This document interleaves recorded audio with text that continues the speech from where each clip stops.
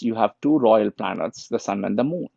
And then you have the seven major planets. Among the seven major planets, you have the five, the big planets, the big five, I call it, and then the two shadow nodes. So Rahu Ketu, right? So then you have 12 houses. The 12 houses, you can break them into different ways, right? So the 12 houses, you can break them into, starting from Aries all the way to Pisces, is by gender. All odd houses are masculine nature, even houses are feminine. So you can know the sequence, right? All odds are the Aries, the Geminis, the Leos, the Libras, and the Sagittarius and Capricorn. These are all Capricorn, my mistake. Aquarius, these are all male gender. Yeah, the even gender is the, or the female is the even gender one. Same way you can break down these houses, the Aries and Sagittarius and Pisces, into houses of the, you can call fire energy. The earth energy is, you have Taurus, then you have Scorpio, or Taurus, Leo, and Scorpio, and or my mistake, sorry, Taurus, I said Taurus, Virgo, and what am I missing? One, five, and Taurus, Virgo, and then Aquarius, right? So that's more of the Earth, Earth energy, not Aquarius, Capricorn, sorry, right? And then you have the air energy. The air energy is, you have Gemini, then Libra, and you have Aquarius, right? So the earth signs are Taurus, Virgo, and Capricorn. Taurus, Virgo, Capricorn, and the air is Gemini, Libra, Aquarius. And the water energy is your Cancer, Scorpio, and Pisces. Now, also important to note is that these houses, you can also break them by movable, fixed, dual, right? Movable is, you have Aries, Cancer, Libra, Capricorn. Fixed is Taurus, Leo, Scorpio, and um, Aquarius, right? And then your movable, which is the dual nature houses, is Sagittarius, Pisces, and Gemini and Virgo, right? So you can break it down. And also the houses which you have, right, can be broken down into past, present, future. The past houses are your Aries, Cancer, Capricorn, and Libra are past. The present is, you start from Taurus, if you look at Taurus, and then you have Leo, you have Scorpio, and Aquarius, and the future is, you have Gemini, Virgo, Sagittarius, and Pisces. So this is how you break down the houses in ways, right? You should always know this, and I'm trying to say this in every class for people, because these are some of the things you should never forget, right? So it's, sometimes people join new, so I just try to bring it up as a quick thing to start with, okay? The next is, the planets also can be broken down, right? The planets can be broken down in a way that you have masculine, feminine, right? So masculine is, you have Sun, you have Mars, you have Jupiter. Many say Rahu can be male or female. Some put male, some put female. I just put Rahu and male, the way I've seen the calculations. Female, Moon and Venus comes into female, okay? And then you have the Inuch planets, which is Mercury, Saturn, and Ketu. The next is, you can break down the planets by energies, right? Light energies to luminous planets, light energies they have. One is natural, one is more of the absorbing and reflector and filter. So sun is the natural, moon is the absorbing reflector filter. So Mercury, Jupiter, Venus, Mars, and Saturn, the big five planets, and the two shadow planets which don't have light. The nodes, they block light, they do mutation of light. Okay. So those are the other things I would say which comes into play, right? Now, that's the thing. The next thing is what I wanted to speak about further. What I want to speak about is malefic and benefic, right? Your benefic, if you look at Jupiter, is a benefic, full moon is a benefic. Then a full moon aspected by a Jupiter is even a stronger benefic than a Jupiter. And then you have Venus is the next one. Then the Mercury, which is single or independent by itself, is also a benefic. And then you have the waxing moon, right? These are all benefics. The malefics start from Rahu, then Ketu, Saturn, Mars, and then you have the waning moon, and the new moon is the real malefic as well. So I've broken down all the planets. Sun is kind of in the center between um, the benefic and the malefic, right? It's like malefic, 50-50. So sun is always in the center here because sun's heat and light you can see through this process. Now, this is the entire system of the planets and the zodiac, right? Now, what I mean, I've not touched is the 27 constellations, the four padas, which belongs to the moon, right? But we're still focusing on the houses here. So Taurus, right? In Taurus, we are going to touch Taurus. So Venus is a feminine planet. Taurus is a feminine house. So let's look at some of the nature of the Taurus house. Taurus is a feminine house. Venus is a feminine planet. Um, Taurus is a natural second house in the zodiac. Then Taurus is more like a fixed sign. Taurus is more like a earth sign or a ground sign. Um, Taurus is all focusing everything about present, today, right? That's pretty much strong about the Taurus thing as well. Today, what is it, right? They don't care much for tomorrow. That's the way I would say Taurus is also involved. Okay. Now, so it's the second house in the zodiac, it's a fixed sign. Okay. What is interesting is if you look at fixed signs, right? The fixed signs, if you look at what is very unique about this Taurus, there are a lot of unique things. If you look at all the fixed signs, right? So the fixed signs, if you look at are from here, you go back, you come to next is Virgo, right? That's another fixed sign. And then from Virgo, you go to Capricorn, right? So Virgo is more of a dual nature if you look at it. But but Taurus being more like a benefic nature completely, right? Because of Venus nature here. So this is a only fixed and then Capricorn, right? And the Capricorn is more owned by Saturn, malefic planet, right? So this is the only fixed sign among the fixed signs, of all the three, if you look at coming from a benefic planet, fully benefic planet. Mercury is like very tricky one, right? But this is really highly feminine in nature, okay? Because Venus is feminine, this house is also feminine. Moon comes, we'll talk later. Moon comes exalted here, also feminine here, right?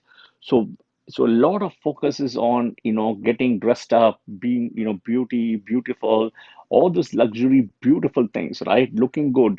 These are the people who even want to look good, as I say that even when they go to sleep, right? They will put makeup, they'll get dressed up, they'll put the highlights because even in their dreams, they want to look good and feel good. Okay, so that's very important for these people as well in this process, right? So something important to note as well for these people.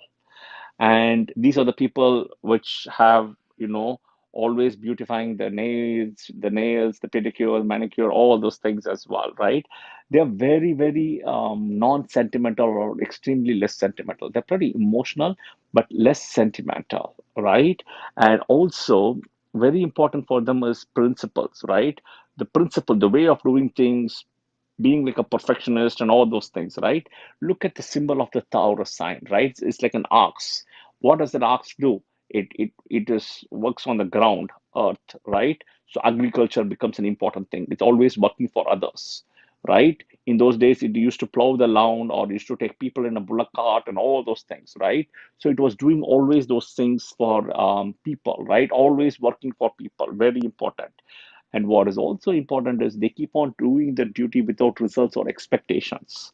So that's very important, right? They keep on doing the work.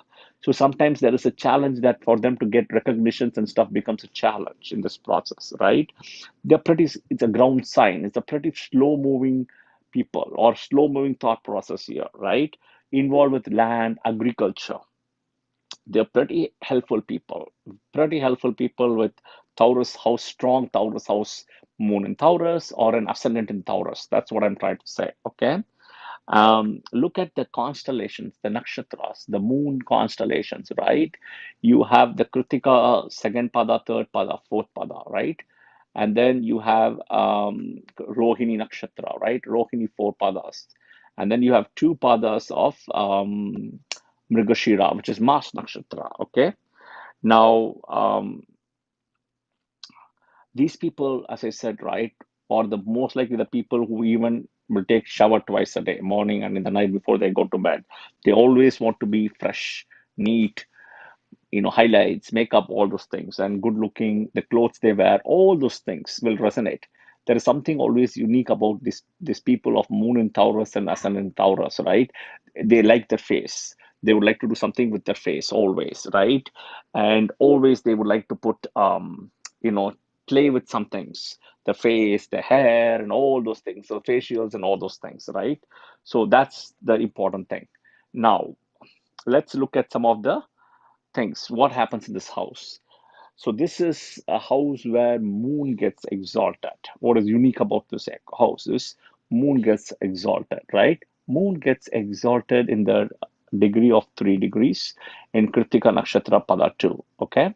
And moon, when exalted here in the D9 or the Navamsha chart, goes to Capricorn. Do understand that, right?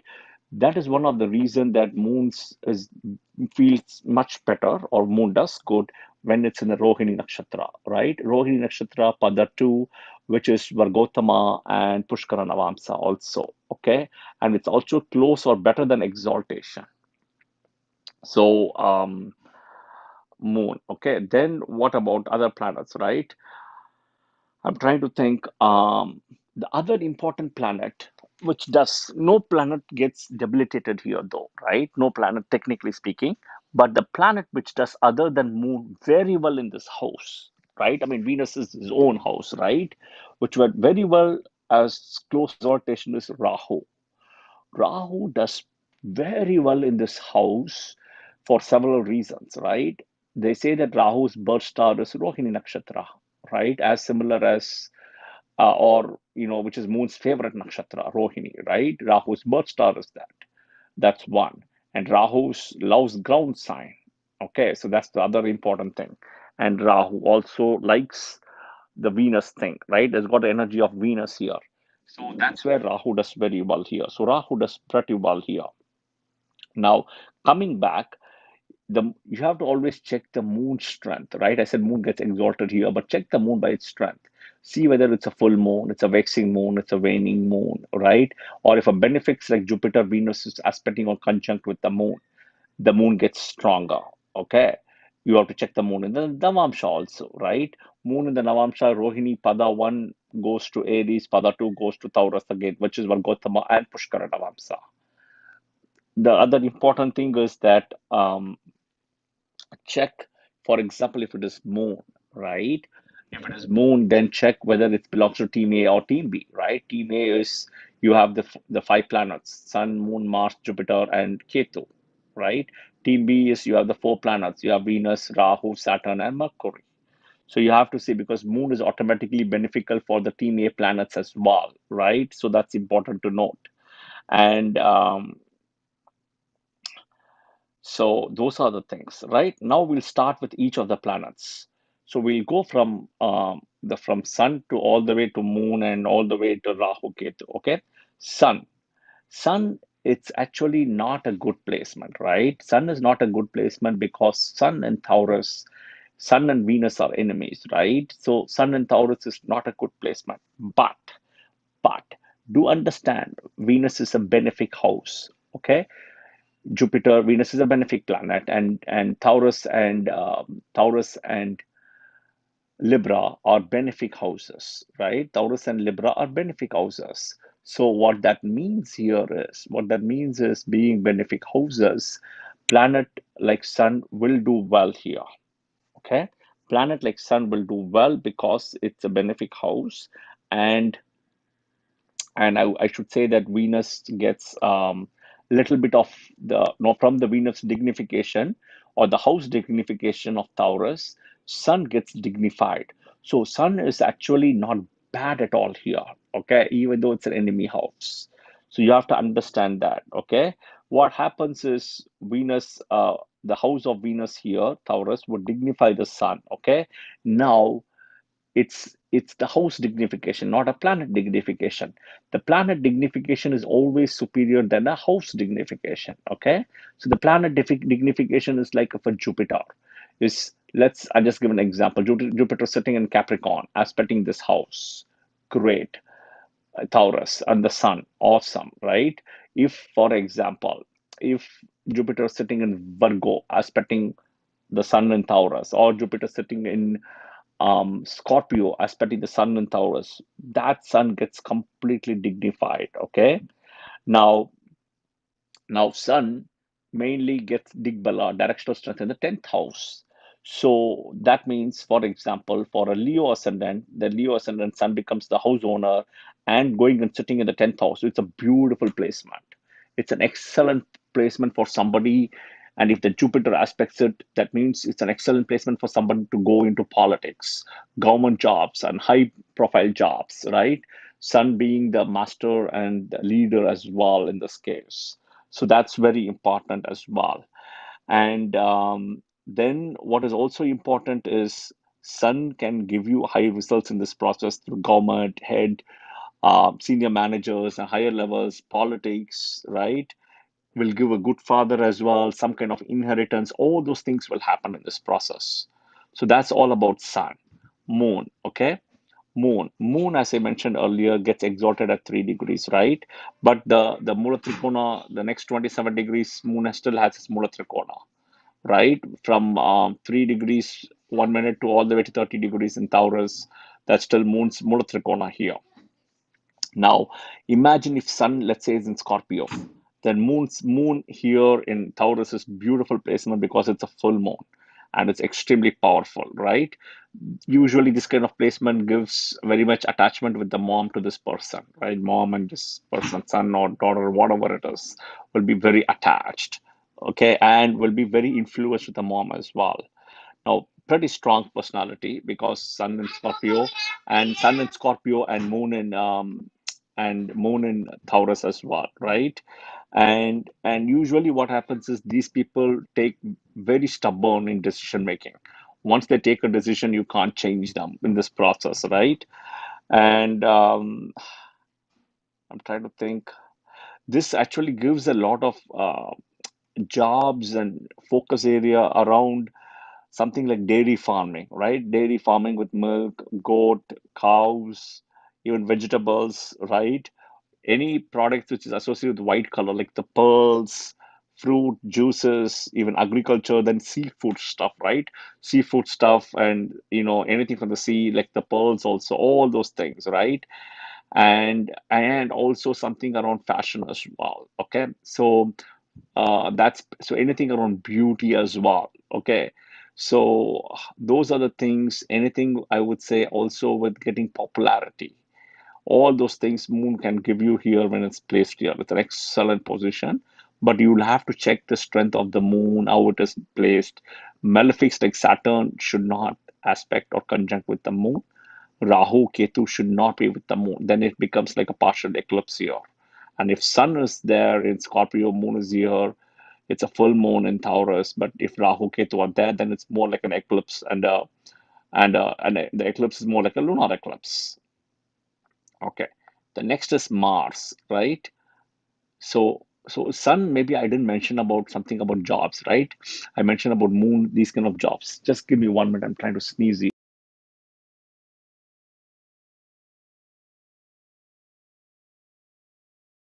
Sorry, I didn't sneeze. Okay. So for Sun, there is a job or focus on studies around electricals, electrical engineering is a thing.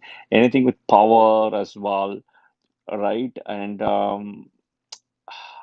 politics, then government, anything around government, even running the own business also, right? Entrepreneurship, all those things Sun can give you in Taurus with that, right? And also some kind of inheritance from the father, the business, the job, the learning, all those things as well. That's from Sun.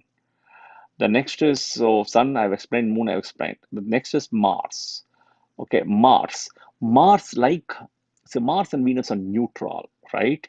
Unlike Sun, Venus are enemies, Mars, Venus are neutral. So what happens in this case is Mars gets very highly dignified here. Okay. So what happens when Mars gets dignified? This person will have less of the Martian energy, right? More subtle, more finessed energy, right? Finessed very nicely. I would say the Venus would bring that Mars energy out here through this house of Taurus. So less anger, right? Anger is one important thing, and being very courageous, brave, right? And and I'm trying to think what else. Sometimes the person can be a miser also, right? Be very calculative about how he or she spends the money as well. The important point always is the house owner Venus must be strong. Okay. But in this case, if Mars sitting here, if Jupiter or Venus either aspects or conjunct with the Mars, then it's an excellent placement, right? One way because of dignification here. And the important point is Mars sitting here can has the ability to aspect its own house Scorpio. So that's very important and will also dignify the Scorpio house. Any planet in Vedic astrology says which can see its own house, can aspect its house and strengthen its own house, and in the process will also get strengthened. To remember this, okay?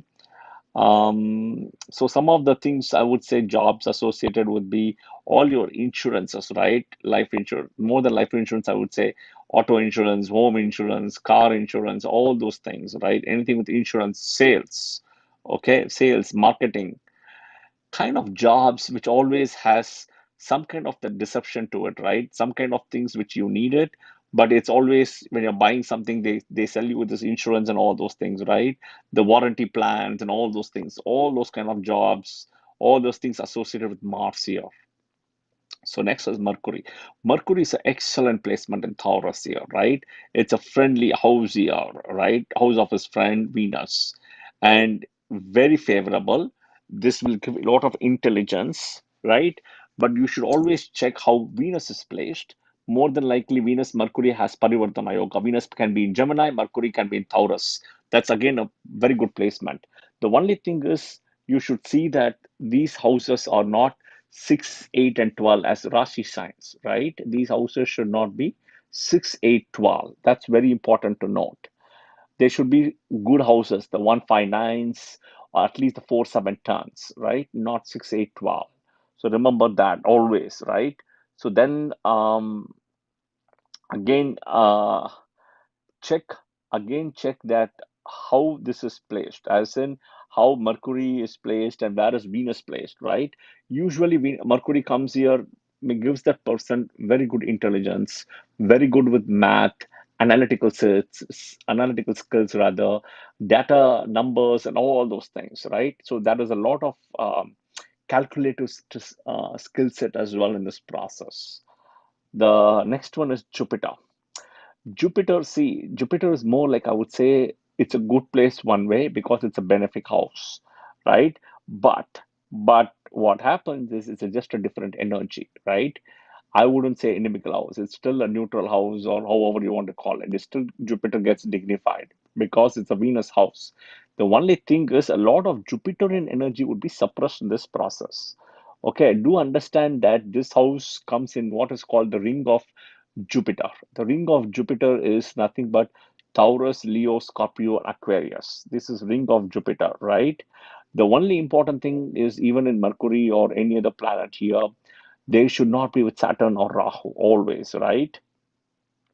The problem here, Jupiter has some challenges is sitting here, its two houses are 8th and 11th, right? It's getting hidden from its two houses. So that is the challenge for Jupiter here. It can't aspect its own house here, okay?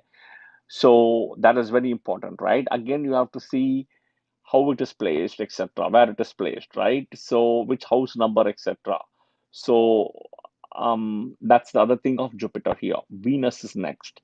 Venus again, its own house, right? Venus has two houses. You have Libra and Taurus. Libra is more the own Mula Trikona house. This is more like a own house. Here, Venus actually is enjoys a lot. Venus will dignify further this house of female energy here. So the person will be very highly feminine, right? A lot of female energy here, beautification, and all those things will be there. A lot of things associated with good energy, right? The only thing is this Venus and would like to have a lot of luxury in life, enjoyment, etc. The Venus should not be with Rahu and Saturn, right? The Venus alone one way is good, or Venus with Mercury is good, right? Venus should not be with Rahu, Saturn, right? Or aspected by Saturn. Important. Um, Now I'm trying to think. Venus can give you stuff around beauty parlor, cosmetic industry, right? Cosmetic, then embroidery, luxurious clothes. Venus can also give you something like both Moon and Venus can give you something about catering, right? Catering as well, hotel management, all those things are here in this process as well across Venus and Moon here in this house. The next is Saturn. Okay, Saturn is sitting in his friend's house, Venus, right? Saturn is team B, Venus is team B, so it's sitting here. Saturn gets very highly dignified, right? Except we have to see which nakshatra Saturn is going to be sitting. Saturn in Rohini 1 is a big problem, right? Because Rohini 2 is excellent. Rohini 3 is okay, Rohini 4 is a problem. So Saturn, Rohini nakshatra 1 and 4 is a problem. And Saturn Mrigashira is 1 is a problem, Mrigashira 2 is okay, no problem. So that's the way you have to look at nakshatra as well when you come to always for the planets. Saturn is sitting in his one of his best friend's house here, right? Saturn loves Venus in way, right? So he's sitting in his best friend's house. So that's very important to see as well. And the other important thing is, right? Saturn. Um, how should I say? Okay, Saturn sitting here should not be with Mars or Rahu, right? Or Mars aspecting Saturn, because that Saturn will go a little bit havoc, right? Now, if Saturn and Venus are conjunct, then your Saturn Mahadasa comes will be excellent. But your Venus Mahadasa will take a toll because your Venus will dignify Saturn and lose its energy in this process, right? So there is always this about dignification here. So one needs to understand that as well, right? So that's very important to know as well in this process. The next one I would say along with this is that with Saturn here, right? Usually, if Rahu comes in, right? Rahu comes in with Saturn here, and if Venus is also here, right?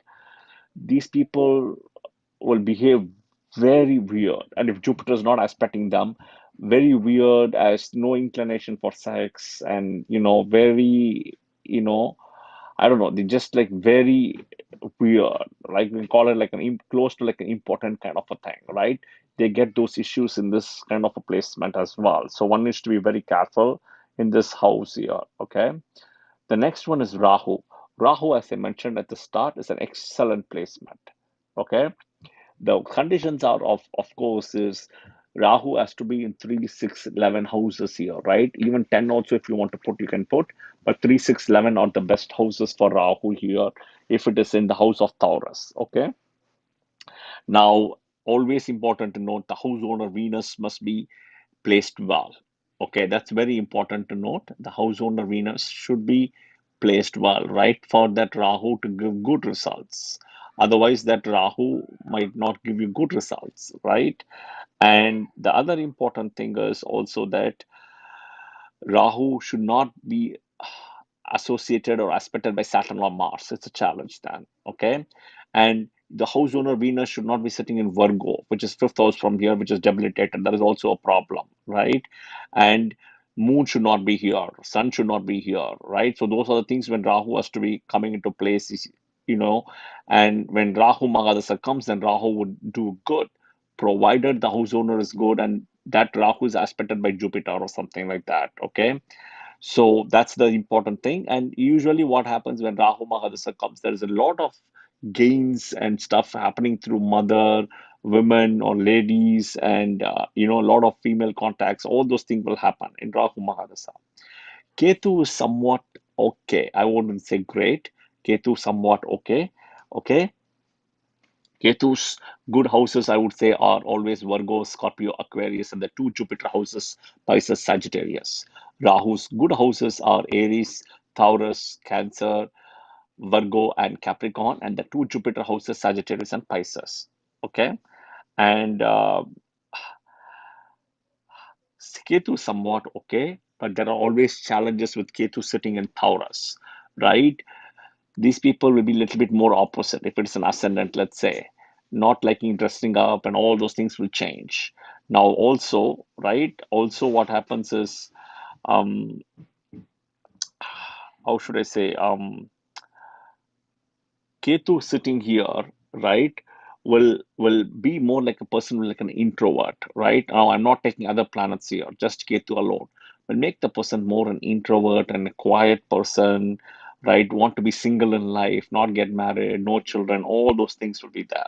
Or if the person likes it, it's okay, right? But that's kind of what the placement here gives for Ketu. And if Venus house owner is debilitated, then there are bigger challenges as well, right? Otherwise, Ketu is somewhat okay here. So I'm trying to think. I finished the nine planets. I finished broken down these. Anything else? Okay. So the last before we go to the Q&A session, okay? The important point here is that the house owner Venus is important in this case, right? Venus has to be dignified or with strength to give good results. Number one. Number two is benefic planet like Jupiter should be aspecting this house Taurus to get good strength. Number three is the Taurus house should be is more favorable for an ascendant of team A. Yeah, so that is also important, right? Or team B rather, my mistake. Team B than team A actually, right? So Taurus house automatically will be favorable for team B ascendants than team A. But if it has to be favorable, then somewhere Jupiter has to come into play as a support here, right? And last but not the least is you have to see their strength through the Navamsa and how they are placed and the Mahadasa sequence. If at all Venus or Venus Mahadasa comes into play or a Taurus house is activated through a planet sitting in Taurus house. So that is the way I would actually break it down to understand if at all you're going to see all these beneficial results of Taurus. But pretty much all these things I explained are for people with moon in Taurus or Taurus ascendant. But I did give some planet positions of these houses where what kind of jobs one will look at as well. So that also I gave examples at a high level. So I'm trying to think anything else I've missed or wanted to add. Taurus, last point, right? Taurus is so important is because Venus, um, feminine sign, and two planets, Moon and Venus, gets kind of exalted here, right? So one needs to know that that this sign becomes very important in this whole zodiac, right? And it's also the natural owner of the second house. The second house is associated with family, right? Family, then money, speech, right? All those things, the second house is associated. So one needs to also check through this process for Taurus in order to see some of the significations as well. All right. So I think I'm done with my questions. Kushita, are you there? Hi, Srini. Yes. Okay, so we can open up the floor for questions. Yeah, thank you. Have you turned off hand raising? I can't see it because I'm not a mod. Oh, my mistake. Sorry, my mistake. So sorry. I'll make you sorry. I forgot. You can see now. Yeah, no Sorry. problem. Um, so I see Sai Divya is also on the speaker panel. So, will you also help in moderating, Sai Divya? Yeah, I can help to an extent. I'm new to this, but I'm happy to help. Okay, no Thank problem. you. Thank you so much. Great. All right. So, yeah, we have hand raising turned on for everyone, I have and one I don't see question. any hands raised. Sorry, go ahead, Sai Divya. Yeah, Okay, we see one. Srini, you were mentioning about 6, 8, 12 houses, right? Taurus should not be as 6, 8, and 12. Can you just throw some light on that? Like, what would be the ill effects if it is there? So six. Okay, great. Right. If it is not like Taurus is not 6, 8, and 12, it's the challenge is Venus sitting here gives challenges when 6, 8, 12 comes in. or planets comes in, right? So sixth house, for example, is for Sagittarius ascendant. Okay, Sagittarius ascendant will always have sixth house as your thing. Eighth house, Libra ascendant, right? And then your 12th house is your Gemini ascendant, right? Now, now let's say depending on which planet is sitting here, will give challenges. So I'll give an example. Venus sitting for sixth house in a for a Sagittarius ascendant, right? In the sixth house here, okay? It's a challenge somewhere because Venus is extremely strong. As a sixth lord sitting in the sixth house. So the sixth lord gets extremely strong, and not only the sixth lord, he's also 11th lord. So he will give you a lot of issues around um, Runa, Roga, Shatru, death, diseases, all those things, right?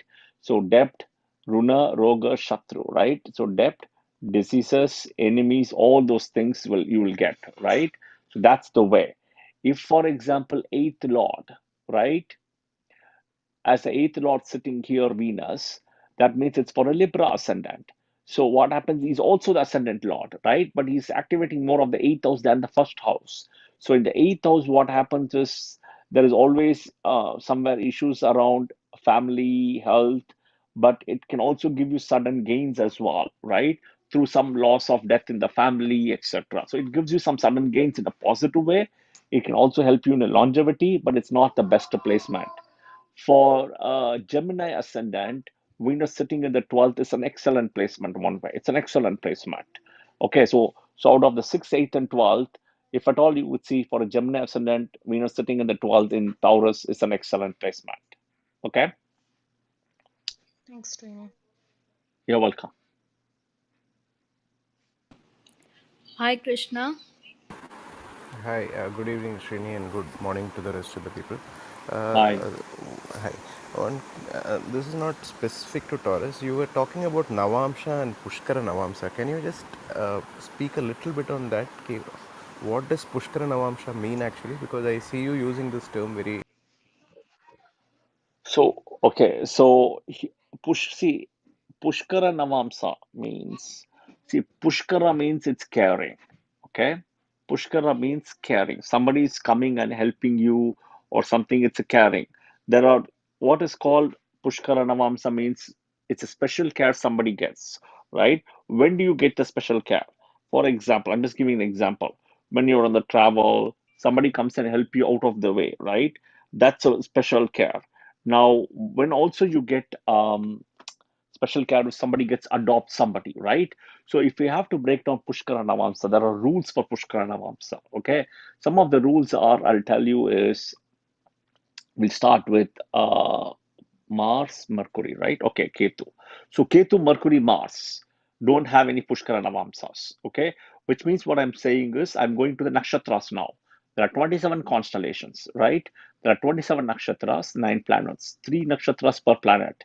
So all Ketu nakshatras, so Ashwini, Maga, Mula, Ketu nakshatra, right? They don't have any Pushkara Navamsa thing, right? Then Ketu, then Mars. Mars starts from Mrigashira, Chitra, Dhanishta. Then Mercury is Jyeshta or Ashlesha, Jyeshta, and Revati. These 9 constellations don't have any Pushkara Navamsa at all. Okay. Now Rohini Nakshatra, right? Rohini Nakshatra is very unique. Okay, Rohini is very unique because Rohini is Nakshatra, the second pada is Pushkara Navamsa as well as Vargotama. Okay, Vargotama means Varga Uttama.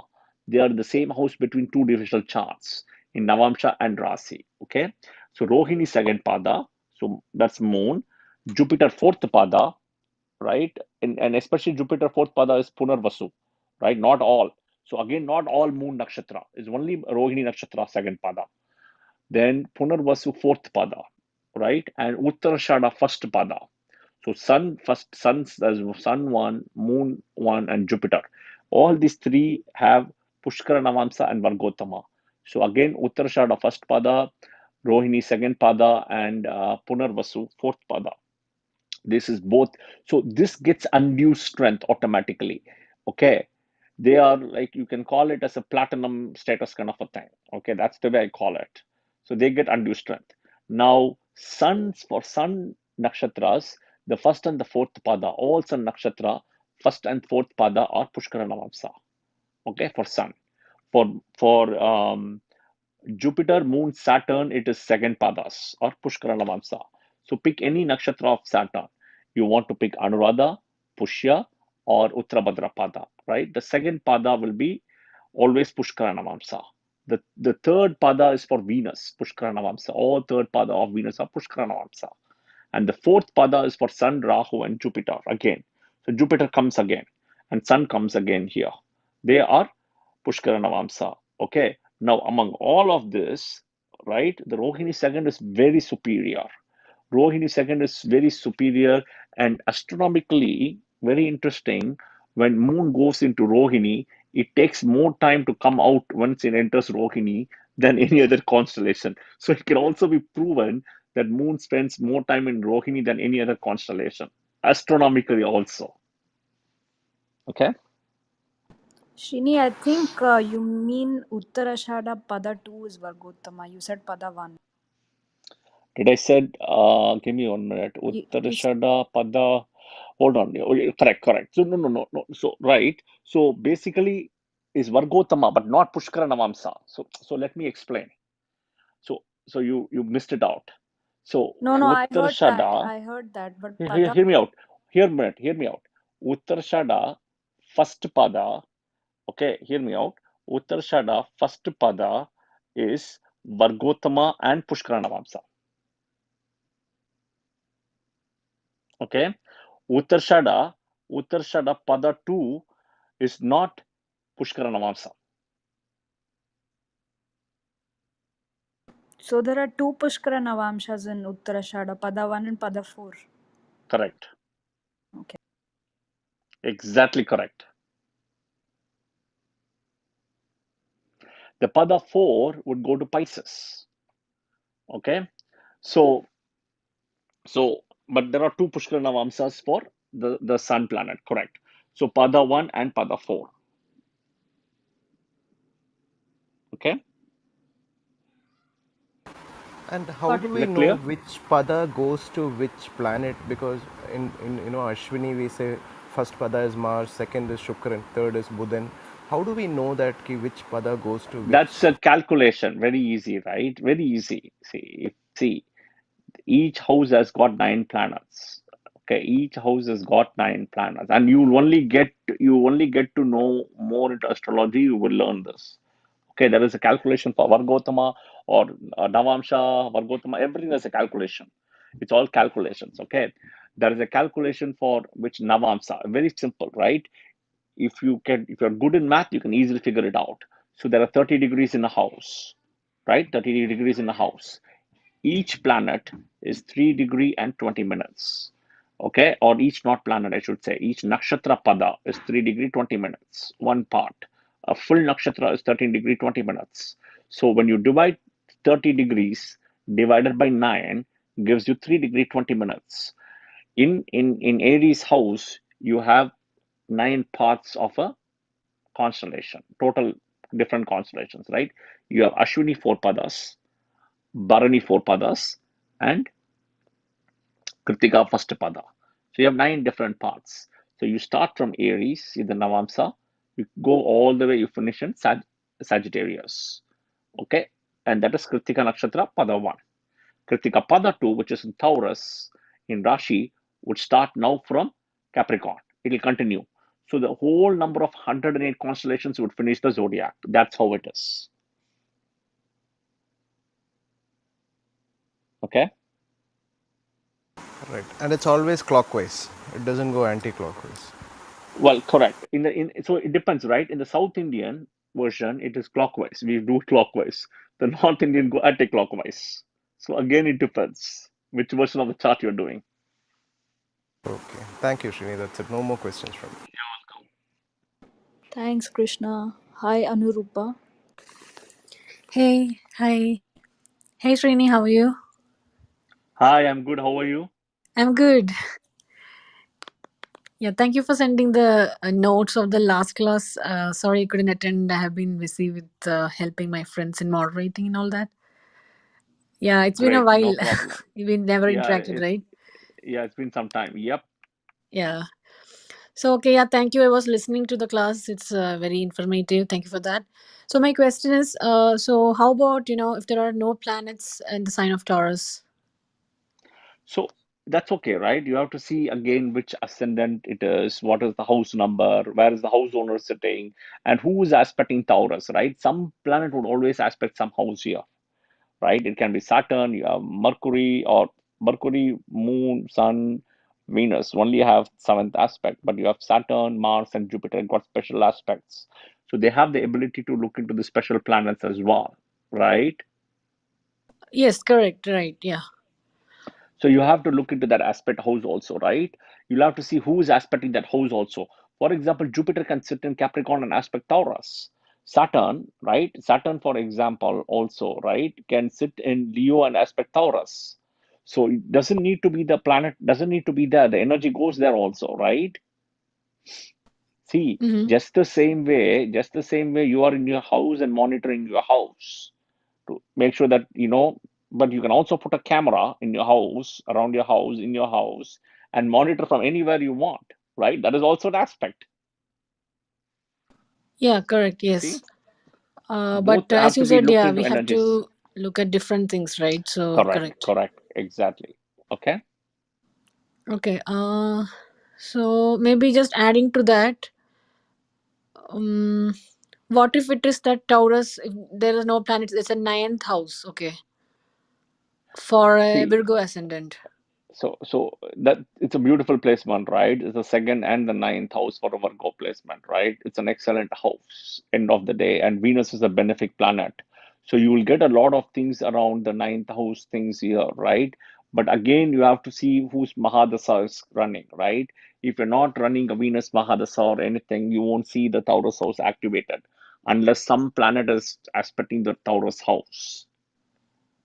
Okay, Okay. yeah, I got you. But end of the day, for a Virgo ascendant or for the TB6 ascendants, you have Venus houses or as beneficial. And if the Saturn ascendants are there, both the Capricorn Aquarius, then the Venus two houses becomes very important because Venus is now all of a sudden a Yoga Karaka. Those two houses are so important now in this process.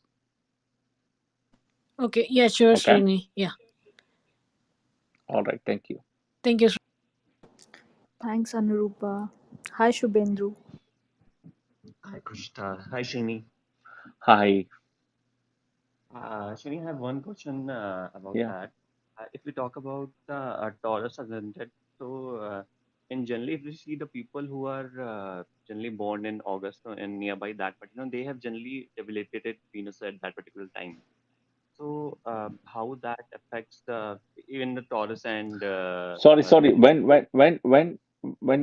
The when is it? the people generally born around August month, so they Okay, have okay, yeah, debilitated Venus okay. generally. Fair enough. So how Okay. does that affect uh, Taurus and Libra, both the ascendant I talk about? Taurus and Libra ascendants, how does it affect, right? So having Right. debilitated Venus is not good, right? And Venus gets debilitated in Virgo, right, at 28, no, 27 degrees at Virgo, 27 degrees. Now, you should not immediately consider Venus is debilitated, okay? You should first validate it. How do you validate it? You check if, I'll give an example. Let's say Venus is in Virgo, Mercury is in Libra. Now that Venus is Right. not debilitated anymore. It's a Parivartana Yoga here. Okay. Okay. Now let's say Venus is in Virgo, right? And Jupiter is sitting in Pisces, or Jupiter is sitting in Taurus and aspecting this Venus. It's not debilitated anymore. Okay. Let's say all Moon is sitting in Pisces aspecting this Venus. This Venus is not debilitated anymore. Please understand debilitation. You should not just take into, oh, just because Venus is sitting in Virgo, it's debilitated. No, don't go there, you'll go wrong. Okay. And If Venus is debilitated, if you validate it, the debilitated Venus results you would only see during the Mahadasa time period of Venus coming into play. Right? If Venus Mahadasa is not coming in, I would not worry much about it. That's the way you have to see, right? The debilitated planets, exalted planets all those results will only come in Mahadasa. If you have an exalted planet and if you're not seeing the results, it's probably because you're running a wrong Mahadasa and you're not running and that planet exalted is not favorable. So I had somebody when I was doing consultation was a Gemini ascendant, and this person was questioning. I have three planets exalted, three planets, and I'm not seeing any results at all. Which won't, right? Because the three planets are Moon exalted in the 12th for a Gemini ascendant. The next one is Mars exalted in the 8th, right? And Saturn exalted in the 5th. Now, and this person is running Moon Mahadasa. It's not seeing any result. So you also have to understand which ascendant, where is it getting exalted in the 12th house. So a lot of those things you would not see positive results coming into play. Same thing in debilitation also. You may not see some positive or negative results coming in unless it's happening in the right place. Okay, okay. So, and another thing is like if the planet is debilitated and the same thing happen in D9, so planet will be Vargottama and being debilitated also, or Correct. So the debilitation becomes a little bit more. See, the Vargotama planets get strength, but end of the day in your D1 chart, it has to be with some kind of strength, right? So it's a little bit more deep. So Vargotama debilitation, I don't consider it very strong. I don't consider it strong. A lot of people okay, may consider it strong. Oh, it's still Vargotama, now it's strength. No, it is not. It is not because the weakness becomes stronger, which means it gets a little bit more weaker now. That's the way I see it. Shoot. thank you, Chini. Thank you so much. You're welcome. Okay. Hi, Kubila. Hi, Um, are you there? yes. Hi. Hi. Hi. Um, hi everyone. I log on. I joined this group because yes, I am a Taurus, even though I don't feel like I'm a Taurus in the Vedic So astrology. probably are you talking from Vedic or Western? No, Vedic. Vedic. Okay, you don't feel like Taurus. So do you have any planets like Saturn, Rahu, Ketu, Mars sitting in the first house? Honestly, like I'm new to this, but I when I gave my birth date, the time, and everything, it said I'm a Okay, Taurus, okay. but I'm still learning. So so we're not discussing personal charts here, just to let you know.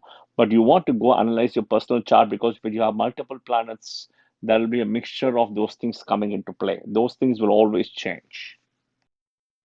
Okay, And we're not doing but any personal charts also here, just to let you know. but you're talking about Taurus, because that's the Correct. topic. So correct. That's the topic, right? So I'm here just to know like more about Taurus, since I Okay. found out that I'm a Taurus in the Vedic astrology. Okay. So we just spoke everything about Taurus. I don't know when you joined. I joined a couple minutes ago. So sorry, we have almost done. It's like a Q&A. Oh, okay, no problem. Thank you. Sorry about that. Thank you. Thanks, Kubila. I see Marjorie's joined. Hi, Marjorie. Hi, Hi Mud. everyone. I'm super late, but hi everyone.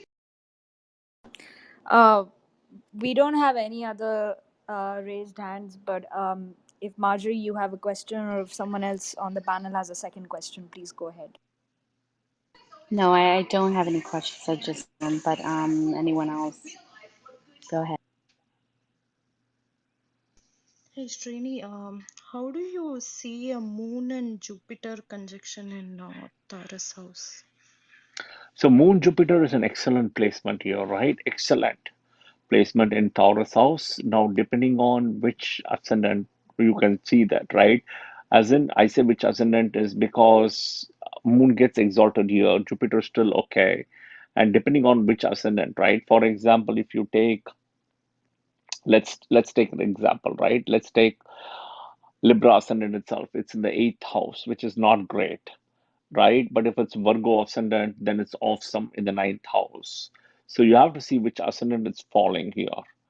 And end of the day, Venus is the second greatest benefic after Jupiter. So, being a second greatest benefic after Jupiter, there is a lot of positive dignification for both Moon and Jupiter by coming to this house.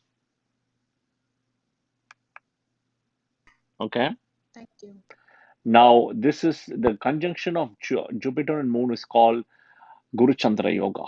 Okay. Now, it's great, but you have to look at degrees, how they are placed. Is also that Moon is with strength as what house and all those things needs to be analyzed. But overall, it's a good one, but just need to check which house it is. If it is maybe in the eighth, maybe not the best one. So again, you need to see those things. Okay, Thank you, Srini. you're welcome. I see Ritesh has joined. Hi, Ritesh. Go ahead. Hey Kujita, hey Srini. Hope you guys are well. Hi Ritesh. Hey, Hi. thanks for the great session. So, a question on Taurus, right? So, the Vrishabha, as I understand it in Sanskrit, is the bull or masculine energy, and we're seeing Correct. all the female planets being exalted here. So, how do you reconcile the masculinity of the name and the feminine nature of the house?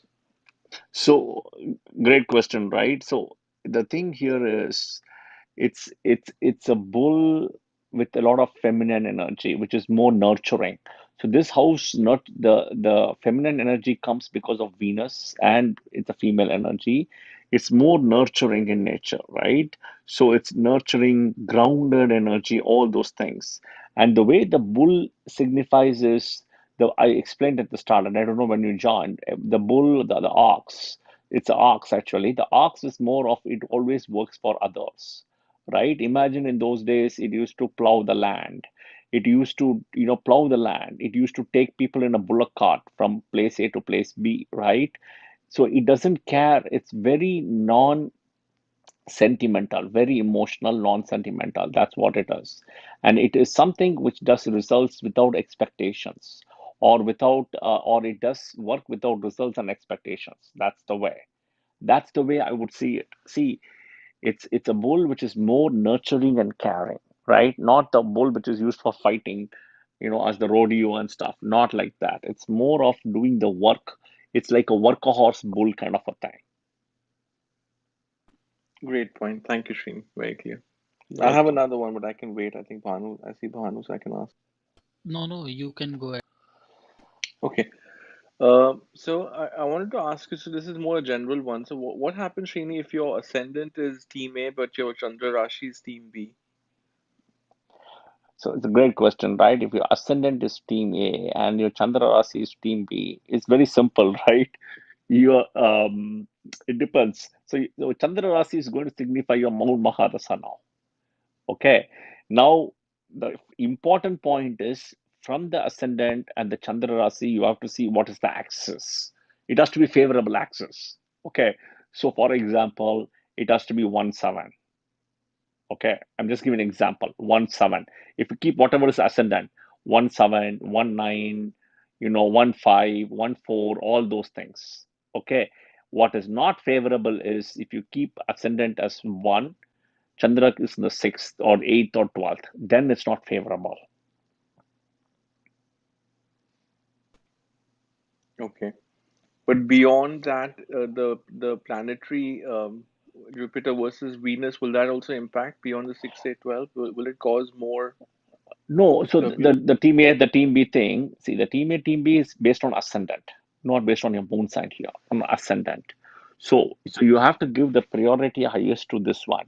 And the moon placement is your mind. So I'll give an example to make it very simple. So Aries ascendant, okay, Aries ascendant, moon is let's say sitting in seventh house in Libra, like what you said, team A, team B, right? Aries ascendant, moon is sitting in Libra. Now let's give an example. I'll eliminate everything to make it very simple. This person is running Jupiter Mahadasa. Okay, I'm just giving an example. Okay, Jupiter Mahadasa, let's say, for example, Jupiter is sitting from the Leo. Okay, Leo. Jupiter is sitting in Leo. Okay, what happens is Jupiter sitting in Leo running the Mahadasa. Now, the moon, when Mahadasa of Jupiter starts, you always have to keep the ascendant as Leo, okay, as a temporary point and figure out the results. Okay. Now what happens is, from Moon may be placed in the seventh house from ascendant, right? But Moon is placed in the third from Jupiter. Okay. So when Jupiter Mahadasha starts, when Jupiter Moon comes, is Jupiter is placed third from Moon. Basically, Moon and Jupiter are placed in 311 axis.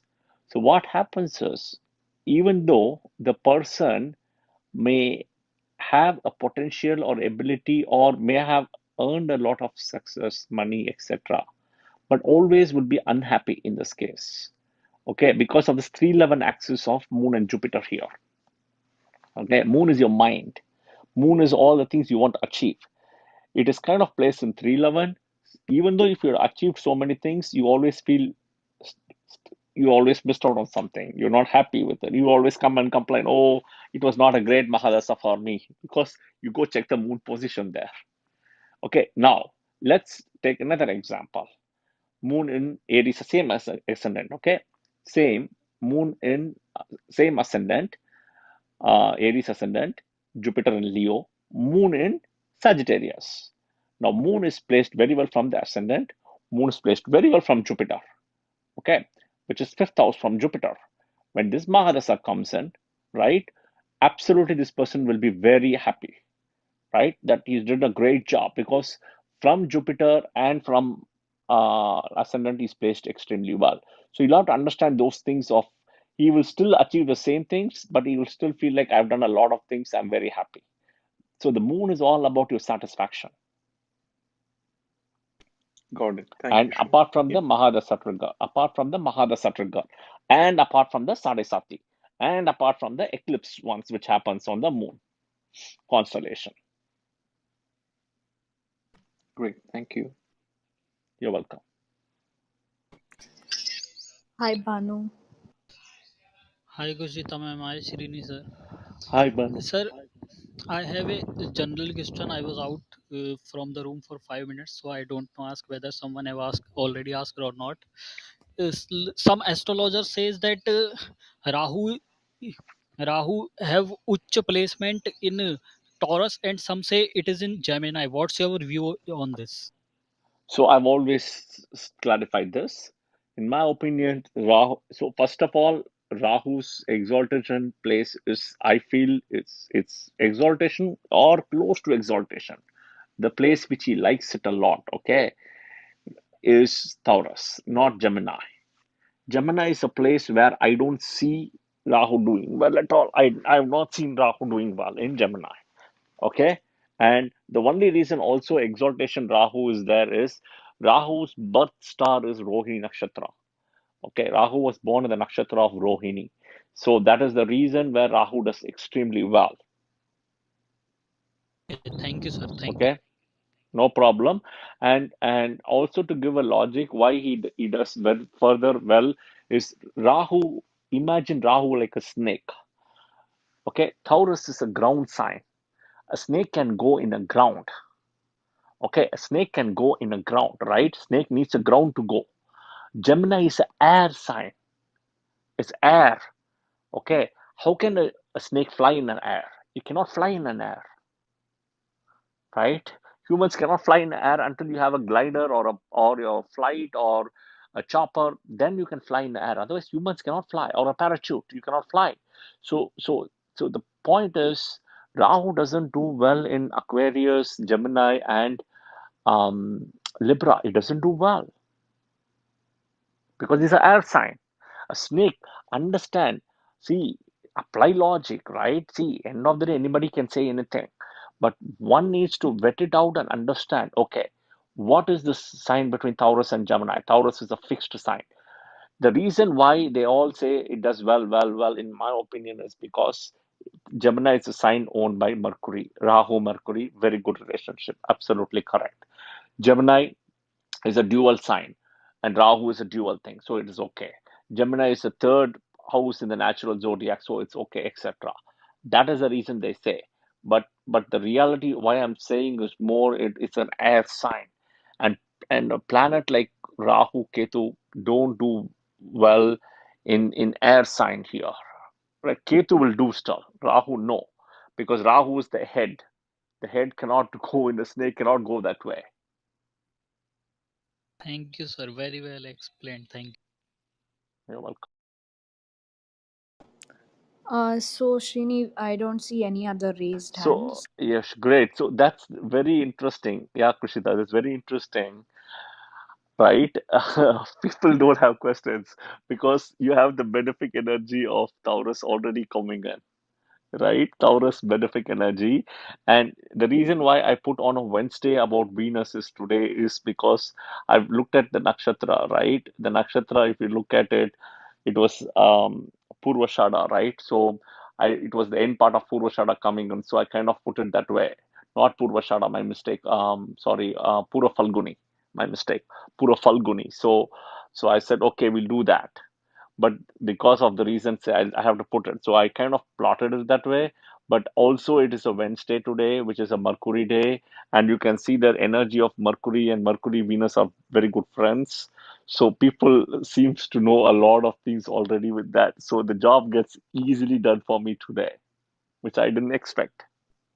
You might be right, Srini, but I think it's also my repeated reminders to people to not ask personal chart questions. Absolutely correct. I agree with you on that also, right? Following the rules as well, right? There's one question, personal chart question. Absolutely correct. Agreed. I totally agree with you. So, but when you bring Rahu energy and other energy, you will see that will be more rebellious as well. Mars energy, Mars stuff comes into play. Sometimes, well, Mars also it's okay, but Saturn and Rahu comes into play. It'll be very interesting. See, the other important thing is usually, right? People undergoing Venus Mahadasha and anything, it's more progressive, more subtle, settled, fine, etc. Versus the challenges always comes when when it comes in Rahu Mahadasha, Ketu Mahadasha, right? And then Saturn Mahadasas. This is where the challenges always come to people, always here, typically, right? So you see that, and Venus somewhere it's a big revival because they just finished the 7 years of Ketu Maharasa.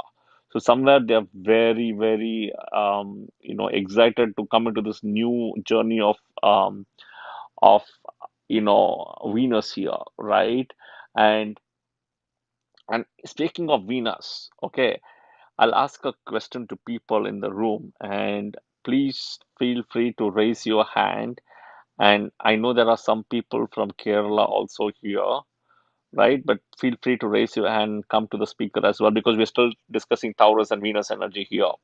Have you ever thought within India, there's only one state in India which is called Kerala where they don't celebrate Diwali at all?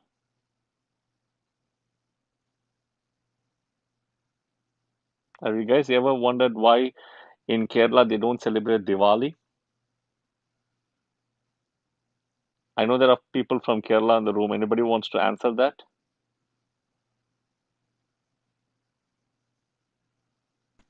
I Anybody? can have a go, Srini. I mean, I don't know if it's got to do with the tale of Maharaj Bali. Okay, go ahead. Go ahead. So it's I guess one of the, so I forget if it's well, I think I'm confusing that with Onam and um Onam is when every year with the nakshatra of Shravana where Mahabali comes from to the earth, right? That's Onam. yeah.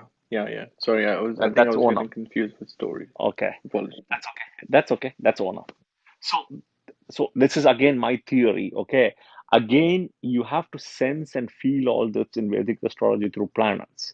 If you try to read books and stuff, a lot of these things you won't get answers. But you can crack these codes.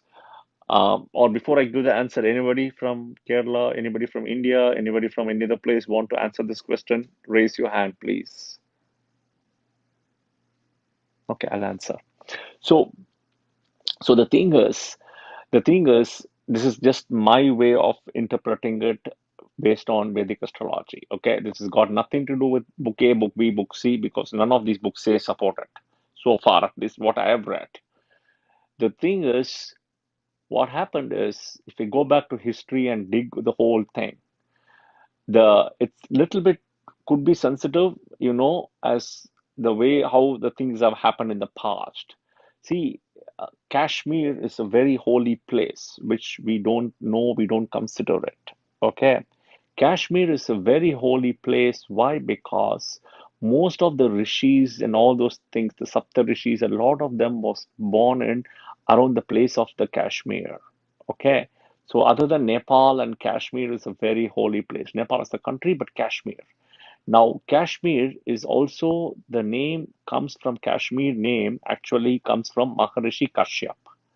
Okay, Maharishi Kashyap. That's when the name Kashmir comes from. Okay, Maharishi Kashyap, if you look at, if you do some research and understanding, those descendants, a lot of rishis comes in. Both Angirasa and Bhrigu also comes in that. Angirasa, right? Angirasa's son is Brihaspati. Okay, Angirasa's son is Brihaspati, and which became eventually got the planetary status of Jupiter. Bhrigu's son is Venus or Shukracharya, who eventually got the planetary status of Venus. Okay, now between these planetary statuses, right, Jupiter had the higher status because of being the guru or the father or the guru or the preceptor of the gods and the devas, right? Versus Venus got the next level, which is for the demons, right? Now, what happened was through this process, and Kashmir, if you look at the whole part of India, it's in the northern tip, right? And what happened is that these Venus got so outraged with it. He said, I'm going to move to the opposite point and I will do everything opposite in nature. That is why I always say Venus and Jupiter energy are opposite energies. Okay. So Venus, so Kashmir opposite is this literally if you look at Kashmir opposite is Kanyakumari, right? The K again Kanyakumari, but it's also the Kerala part. So he moved his entire base to Kerala. Okay. That's when the Mahabali story, all those things comes in. But he moved there. So he made that as his place now, right? He made that as his place and he said everything will be done opposite. So that is why if you see, it's because of the Venus energy, right? And Ram, Krishna, everything coming in the same thing of the Jupiter energy, that side. So what happened was he's all the things which was followed by these people was exactly opposite followed by Venus. That is the reason where in Kerala they will never celebrate Diwali. And this is purely my interpretation. If you read the story, if you connect the dots, you can see bits and parts of what I said right now, and you can actually dot everything down. And then you see Mahabali was also here in Kerala only. That's why they call it as God's country also, right? Because of Venus energy coming from there on. So the whole part, if you look at the map, if you look at the map of India, Indonesia, Vietnam, Thailand, you can Philippines, you can actually connect it as one country. They were all one country. They were not different countries. They are different countries today, separated by water and islands, etc. But in those days, it was all one country. They were all together. It all moved. Okay. They say that there was the water energy through Venus coming into play as well. There are a lot of subtle points like this. Okay. I'll give another point. So the same thing in in the waxing and the waning phases of the moon, Venus also has the waxing and the waning phases. It is not visible to us. If you go do Google, do some research on astronomy on the waxing and waning phases of the Venus, you can find very similar to moon. Okay, so moon and Venus, you will see a very similar thing. So, so it's the Venusian energy which comes into play. People with strong Venus energies have the ability of driving luxurious cars, luxurious homes, right? Luxurious clothing, all those things, right? So that's where the Venus energy comes into play. But this is kind of the answer. Did I clarify, Ritesh? Does that make sense? It does make sense, and I just wanted to also add it's also in a largely patriarchal society. It's the only matrilineal state as well, right? So it's again the feminine energy, I think, of Venus, probably, the way you It's what explained it. state? It's what state? It's the only matrilineal state, right, where the woman is normally the head of the house. If you think about Kerala, Yeah, yeah, yeah, generally yeah, it's matrilineal. I think the society is called. Again, sort yeah, of corresponds to the Venus energy you're talking yeah. about. But it also, if you also look at, right, you can keep breaking down. I don't know about now the current statistics. At one point of time, it was a state with 100% literacy in India. It's still probably the most literate, I think 93% or Uh, something like that. it's because of the Venus energy there. You see? You see? That whole energy starts from there. See, if you go and connect the dots from all the way from Kerala to Thailand to Philippines to Indonesia and all those things, right? Philippines, Indonesia, Malaysia, it all was together as one. It all separated out. And that whole part, that's why if you see, right, even if you go to Indonesia, it's more like a Muslim country, right? Indonesia.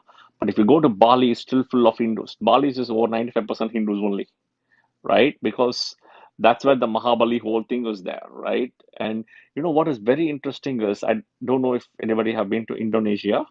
If anybody have been to Indonesia, just please raise your hand. What is, because I've been to Indonesia at least like 20 times, 30 times or so. 30, 30, 40. God, I don't even, can't even remember now. Can't even put a number.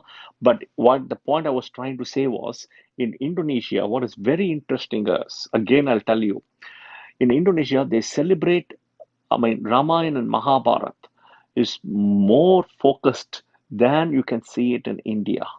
So the only way I've seen in India is when you in those days when I was a kid. This is 30 years ago. God, okay. So what happened is when cricket matches are going in India, right? You would see literally people standing on the road wherever there's a TV watching a match, right? The same thing happens in Indonesia when Ramayana and Mahabharata comes on TV. Isn't it unbelievable?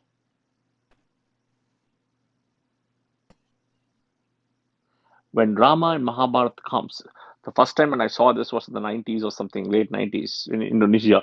I was like, wait, there was actually Mahabharata going up, and I thought it was a match. I'm like, what, people are crazy even for match? You know, it's Mahabharata. And then even if you stay in the hotels in Indonesia, right, always have a theme around Ramayana and Mahabharata inside the hotel. Always, they have these themes. So so the people are more inclined towards Rama and Mahabharata than what you can see it in India, the craziness. And I actually, know certain things, but but willfully, and it was like a slap in my face, which I learned it. Okay. So what happens is one thing I learned very strong from Indonesians, which I try to follow it now. Okay. And it's not that I did not know it in India, but I don't think people follow it in India diligently, and probably we got more exposed to the Western world here. In Indonesia, okay, when you go to parties in Indonesia, right, and even official parties and all those things, when you have buffets and stuff, right, an Indonesian will never stand and eat food. An Indonesian will never stand and eat food, will grab a plate, will try to go to some corner, pull up a stool or pull up a chair, somewhere ask for a chair, and then only will eat his food. He or she won't stand and eat. Isn't it unbelievable? This is a custom which we used to do it in India as people, but somewhere it's got lost. And I kind of revived that custom back from Indonesia when I used to go. They taught me again, so I started doing it from there on. So you got to learn a lot of this culture which was lost from India, which was there in India, got lost from India, and then learn from these people from these countries and revive those back again. That's the way I see it.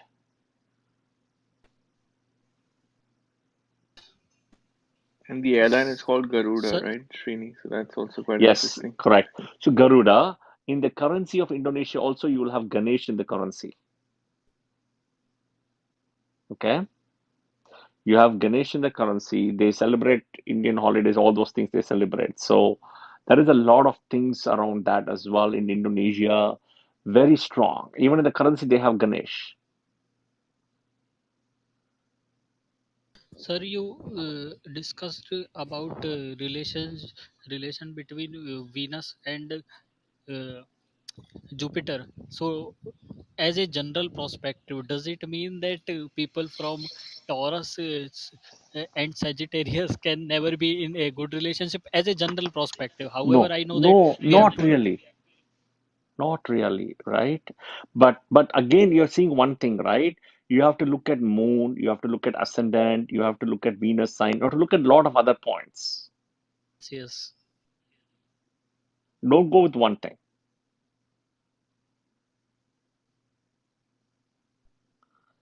All right? Okay. Kavish, hi. Hey Srini, hey Kushita. Hi. Sorry I didn't join earlier rooms because I saw them, they were recorded, that's why.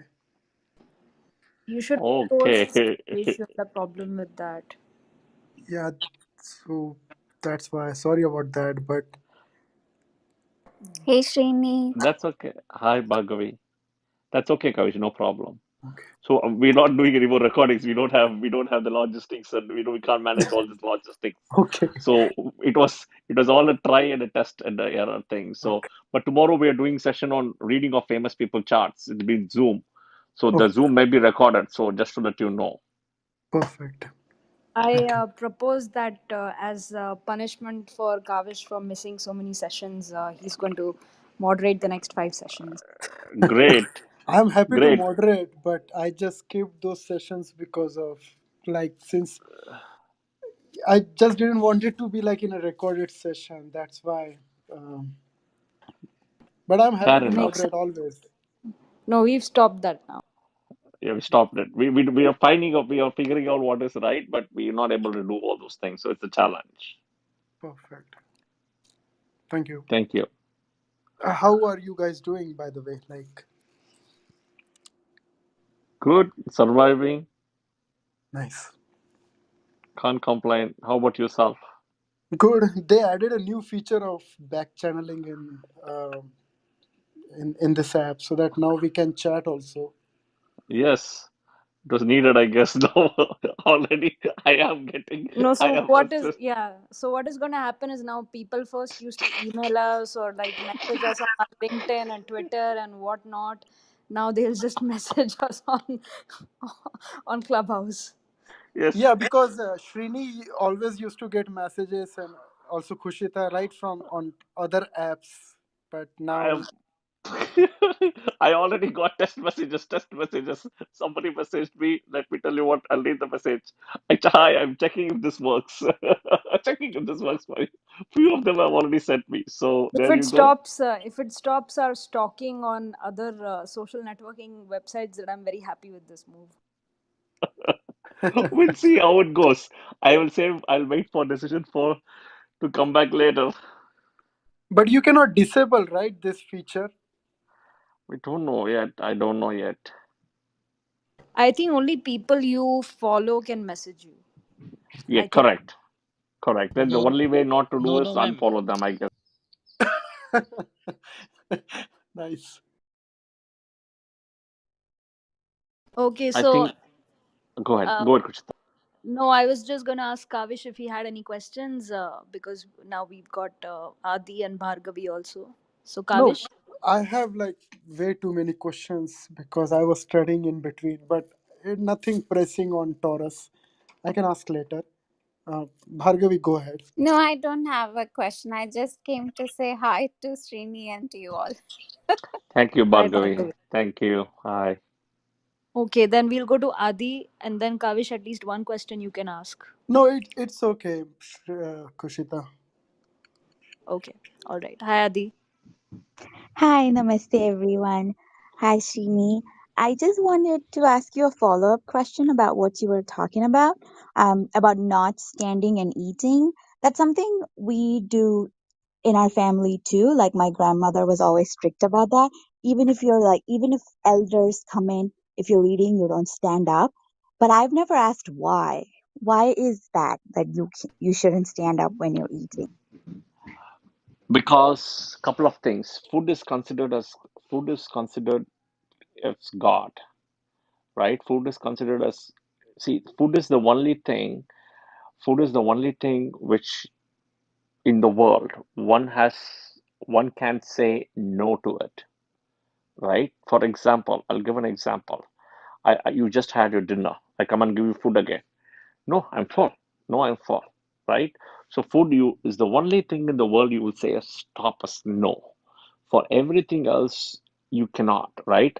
I mean, as people, right? You have 10 houses, somebody gives you two houses, I'll take it. You have two cars, cars. You know, whatever you can think of, right? Money, gold, etc., right? Now, food is very unique in this, and food is somewhere a blessing. Number one, they say, okay, because food is the only item among the three basic necessities: food, clothing, shelter, or anything you can add, where you have to say no to it. Number two, is food is something you cannot use money and buy sometimes, right? Like example, if you're traveling in a foreign country or in a foreign city or anything, you land, you come too late. It's too late, shops are closed, nothing available. So what happens now, right? All the shops are closed, no food is available. So now, just because you have money, you cannot buy it, right? That's two, right? Number three is food is something, they say that wasting food is like a sin, right? It's better that you give it to people or feed people or whatever it is, feed dogs, whatever it is, right?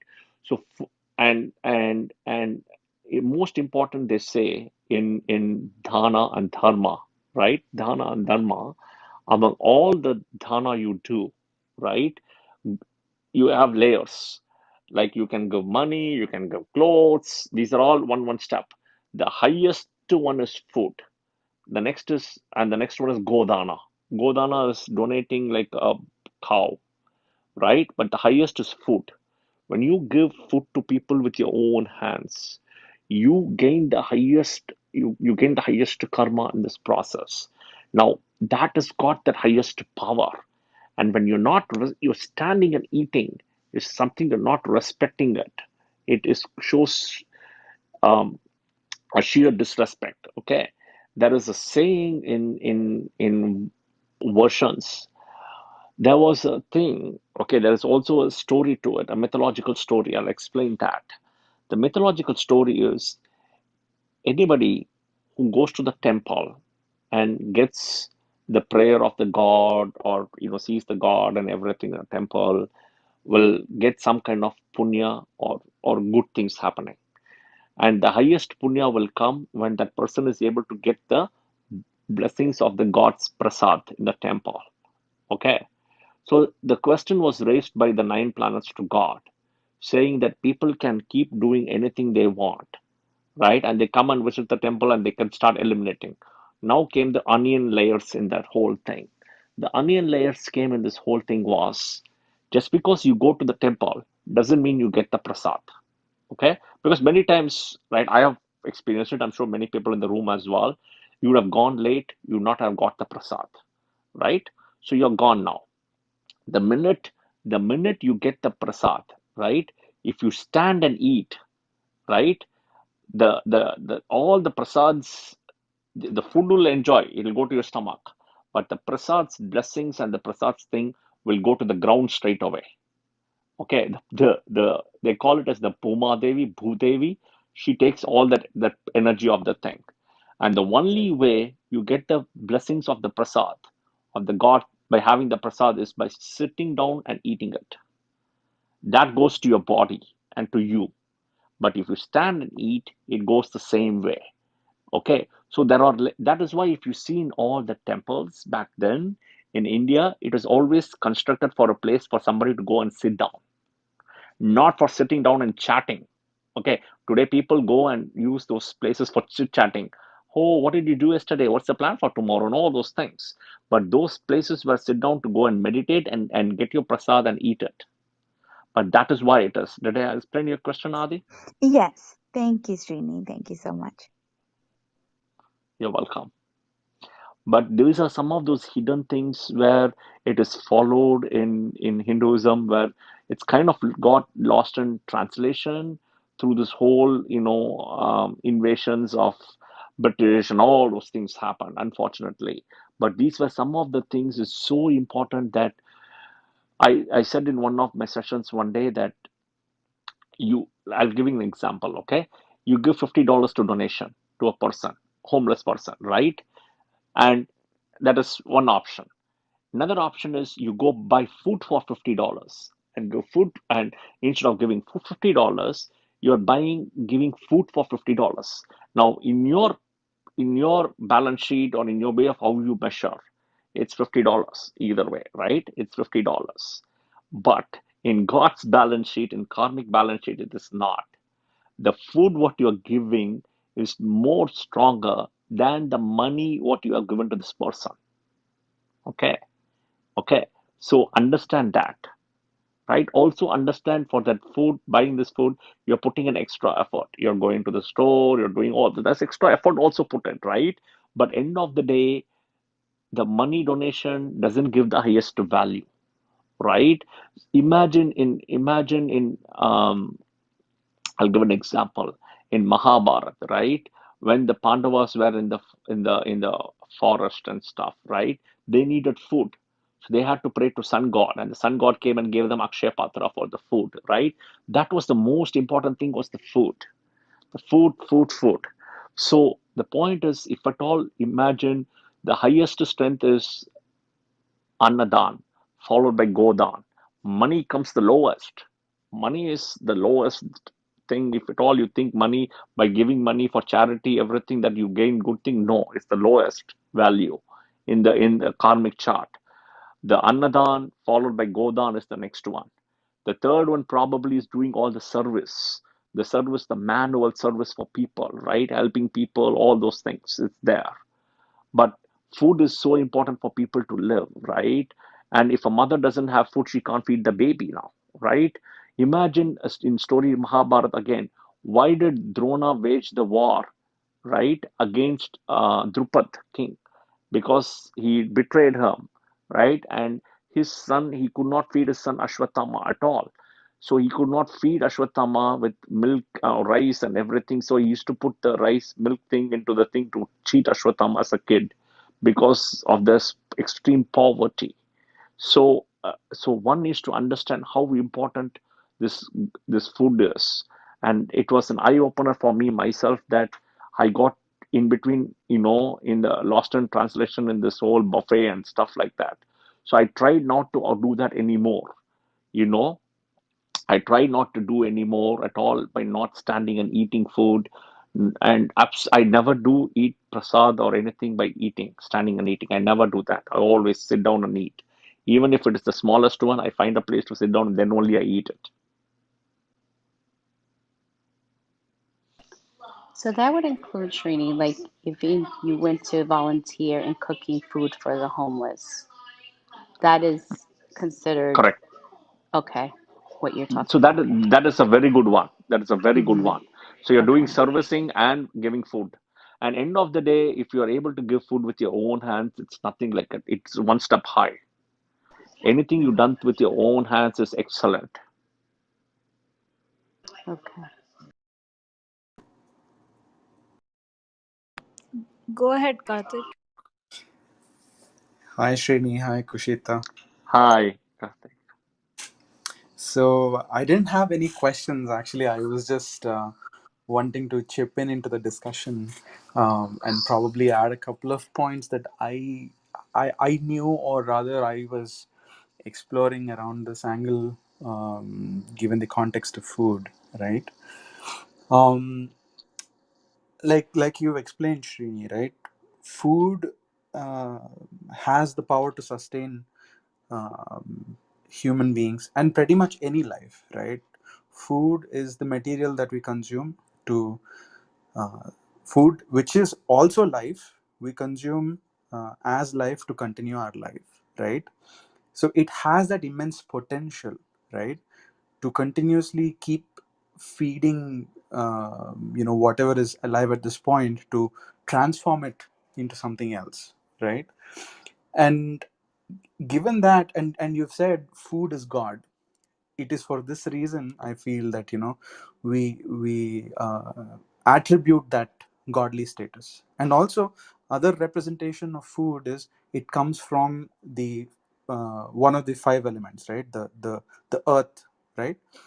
Food is a direct representation of the earth, right? Any material that we are all built of, it's the transformation of earth within this human system, right?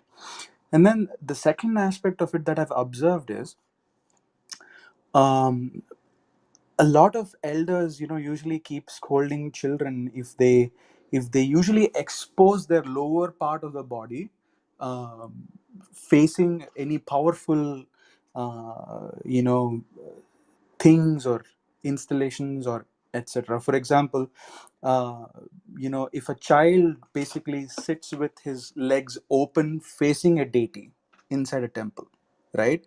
You'll usually find elders scolding the child to make the child sit in a cross-legged posture, right? So anything powerful that is in front of us, we don't want to expose the lower part of the body, right? Especially the most lowest part of the body. When you sit in a cross-legged posture, we call that a mooladhara, right? And the aim of this human life, if it is uh, for someone, if it is to attain the spiritual progress in someone's life, then it is to move from the mooladhara to the highest point of the body, which is the topmost point in the head, the sahasrara. So even when you bow down to someone, something powerful, something energetic, more powerful than you bow down with your head facing that, so that you can receive it there. So to anything that has the power, that is considered godly, we don't expose the lower part of the body. That is also something that I've observed in uh, in all these days, and thought something that I wanted to share with you guys. Oh, thank you. Absolutely, absolutely correct. I mean, the postures are very important, right? When you go, how you sit, and also the directions of how you rotate the temple. Clockwise you go, right? You don't do counterclockwise. So there are a lot of things around those whole postures. You know how many times you do it, right? Which, and you're always supposed to sit down and come, just not stand and do the thing and come. You're supposed to sit as well. So there are basic etiquettes and rules as well. Absolutely correct. But thank you for reiterating that as well. Thank you so much, Srini. Kushita, I don't know. Shinish, can I ask a question or? Of Uh, course, Kavish, go ahead. You're a mod. uh, and also, Kushita, I see your profile has been changed. Like, No, it's a second account because I'm trying to keep my um I've just had people contact me okay, and no I'm worries, just no worries. yeah, No trying need to to share. I minimize understand. that. Yeah, Yeah. I understand. No worries. Yeah, because I thought it's some different account. No, I'm Shrini. using both. So please keep Okay. me on. Yep. So, Shrini, I have a question regarding the directional strength, Digbala. Okay, So let's take example of Jupiter. It gets strength in the ascendant, like in the east direction. But you also mentioned that in 12th house, we can consider it as closer to the Digbala, and it gets strength. correct, Does correct, that applies to second house also because it is closer correct, to first, or is correct. it like going away from it? So correct, but it is going away. So that is where it gets a little few points down. So the Okay. 12th house is going towards the first house. It's approaching towards. So imagine this. I'll give you an example. The best example I can explain to you is you are so I'll just give an example. Let's say you are in Philadelphia. Okay, Philadelphia is your home, right? Let's say you're in a flight now. Okay, your flight is going to land 15 minutes to Philadelphia. Okay, airport. Okay, 15 minutes to Philadelphia airport. How excited you will be, right? How excited you will be. Let's look at it, right? How excited. Now I'll just take an example. Let's say you're taking a flight from Philadelphia to London. That flight was around 8 hours or 8.5 hours, close to 8.5 hours or so. Okay, 8 to 8.5 hours. So on an 8.5 hours journey, you have finished 8 hours 15 minutes. In the next 15 minutes, you're going to land to your house. So you're very excited. Okay. Now look at it the other way around. Your house is in Philadelphia, and you're just taken the flight, and you're 15 minutes in the flight, and you're going to London now. You see, you still have 8 hours, 15 minutes in that flight you have to cover, and you have to reach London. Even if London is also your home, let's say. So the point is, either way, both are the same, but 12th is a little bit better than the second. Perfect. Even if you take 15 minutes to and fro this side, 15 minutes, right? That's how it is. It is still close to Digbala, but between the two, I would consider more the 12th is going towards the first, and the first is left going towards the second. Okay. That's the way. Perfect. Yeah, I had that hint, but I just wanted to confirm. And I also went deeper about the degrees. So let's say if in the second house he is at like 1 degree, or if he's in 12th house at 29 degrees, um, that also the same theory, right? Of 15 minutes away from that place. Exactly. That, see, the degrees what you're mentioning is time I'm mentioning. It's the same. See, Exactly. Yes. see, Yes. see, every ascendant will rise for, if you look at it logically, there are 24 hours in a day. 24 hours, whole day, night. If you take 24 hours, there are 12 houses. 2 hours, 2 hours per um, ascendant. Okay, and if you look at it as 1 degree means it's equal to 4 minutes. That's what it is. Yep. This is the math. 1 degree is 4 minutes. So instead of using time, instead of using degrees, I'm just using time, Time. 15 minutes. That's all. It's the same thing. You can come back to the same math. Yeah, that's what I thought. But yeah, it's good to confirm. Great. Thank you. No problem. Does anyone else have any questions? I had a quick question for Srini. I don't know if you mentioned this, Srini, too. For Taurus ascendants regarding gems, is diamond the only one? Yeah. So I would say that for Taurus ascendant regarding gems, I would say that they to wear diamond, but there are rules. Okay. So the rules are, first, the diamond has to be not like a blood diamond or something, right? A natural one, not with Mm-hmm. a curse. So Mm-hmm. if at all you're buying a diamond, right? The Taurus and Libra can wear diamond. I don't know what noises I'm getting. Sorry, can you mute yourself? Thank you. So Taurus, Libra, and even Capricorn and Aquarius can wear diamond. Okay, Taurus, Libra absolutely can wear diamond, and so it's very good. Even I would recommend that Taurus and Aquarius and Capricorn also wears diamond. Okay. Now, if you're wearing a diamond, certain rules to follow. Buy the diamond, keep it in the house for 3 days. Make sure the diamond doesn't come with a bad curse or anything. If it's a natural stone, right? You have to validate that. Once you have validated it, make sure that you should always put it in platinum or a silver casting, right? Not gold, platinum or silver, and you can wear it typically in your right hand, middle finger, I would say. Middle finger, right hand, middle finger, that's the right place. Okay. Yes. Also, for the color, for like, if they wanted to buy a car, what color would that be? I don't remember. I So had it written down, but I just don't no, have no it. problem. So if Taurus ascendant's car, if you look at, right, so the car can be anything with silver, right, cream color, off white, off white, cream, diamond white color is there.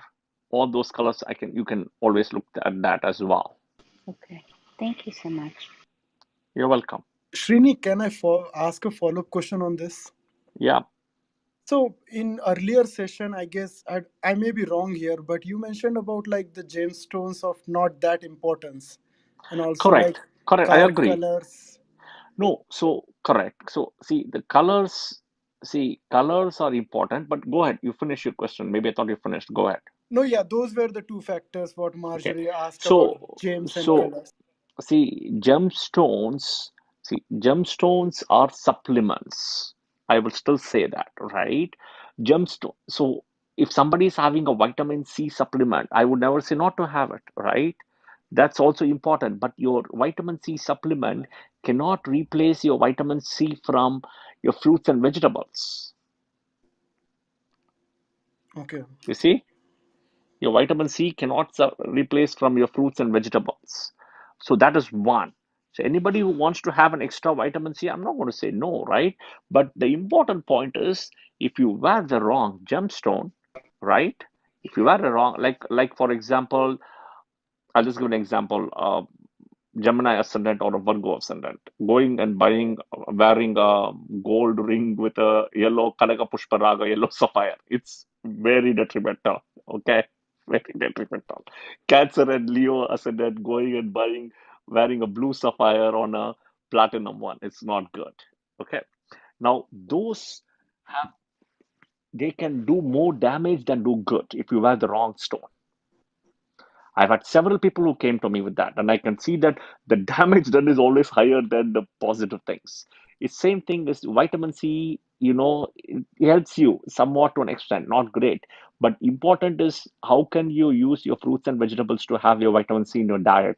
That becomes an important question.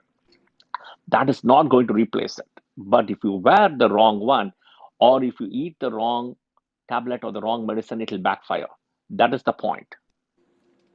Perfect. So, Okay, number Srini, one. Number one, I'll come to the color, but go ahead. no, just a quick follow up. So, by that logic, if a Gemini or a Virgo ascendant wear yellow on a Thursday, is that detrimental? So I'll come back. I'll come. I'm coming there. See, the day of the week has got that energy. On a Thursday, see, on a Thursday, Jupiter day, right? It's still the day of the week is the thing. So on a Thursday, it for a Gemini or Virgo ascendant, is it really a favorable day? Not a favorable day. But does that mean that you're staying home and taking day off? No, you're still working, right? The point here is on that day, the energy is associated with Jupiter. So you have to respect that energy of the day and align with that energy. Okay, you have to align with that energy. Just I'll give an example, and we would have all seen this in our life.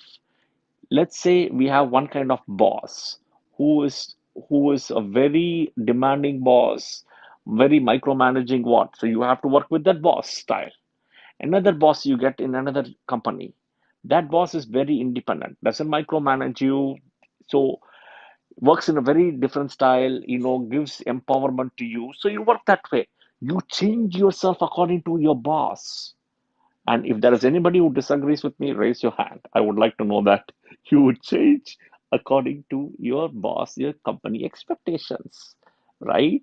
If your company makes you, you're sitting in Eastern time zone, if your company makes you work you in Pacific time zone, you have to work, you have to work. That is the rule, right? So you go with the flow. So same thing is on a Thursday, that is the color of the day. So you go with the color of the day. That is the point. Does that make sense, Kushida? Okay, so basically, yes, people with that Kendradipati dosh of Jupiter can actually wear yellow on a Thursday. Correct. Absolutely correct. Okay. Because that's the energy of the day. Now, now the question becomes if you wear 7 days yellow, you're triggering that yellow energy now, right? Imagine if you do anything excess is a problem, right? And and end of the day, Wednesday is ruled by Mercury, which is dead against Jupiter now, right? Or Mercury doesn't consider Jupiter as enemy, but Jupiter considers the other way around. So the energies don't match that way. So what you got to be very careful is team A, team B, you have to align that and follow certain rules, but at least you can wear these colors on that day, right? But the stones, what happen becomes is it is on an everyday basis. And if you wear wrong stones, it has that energy which can backfire. So the way I can explain to you is very simple, okay, through science and art here, right? Go to the temple in India, right? Go to the temple in India, observe the temples, or even in the US, right? If you're living in the US, go to any of the temples. The 9 planets won't face each other. That's the beauty of these 9 planets. They don't face each other. None of the planets will see each other. Tell me if there is any planet you can see which will see other planet. It won't. Yeah, they are in a square formation, but they never see each other.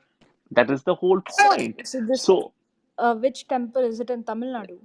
no, even in the US you come where Navagraha is, Yeah, I where saw you that have in the San Diego. Navagraha Sthana, you will not see that. You won't see the nine planets facing each other. Any one planet won't see the other planet. Okay. So when nine planets don't face each other, how can you take how can you take a jewel and put nine planets or nine gems in a stone and call it a Navratna and sell it? It's all it's all just money making things here. That's all. Period. And about the color of car, also you said that that is just kind of a supplement because I'll tell you the color of the car. See, car is a very important thing, right? Car is a very important thing. It's not like clothes, right? That every day you change your clothes. You don't buy a car every day, another day, unless you're a multimillionaire. You have seven cars, you can have seven colors per day, right?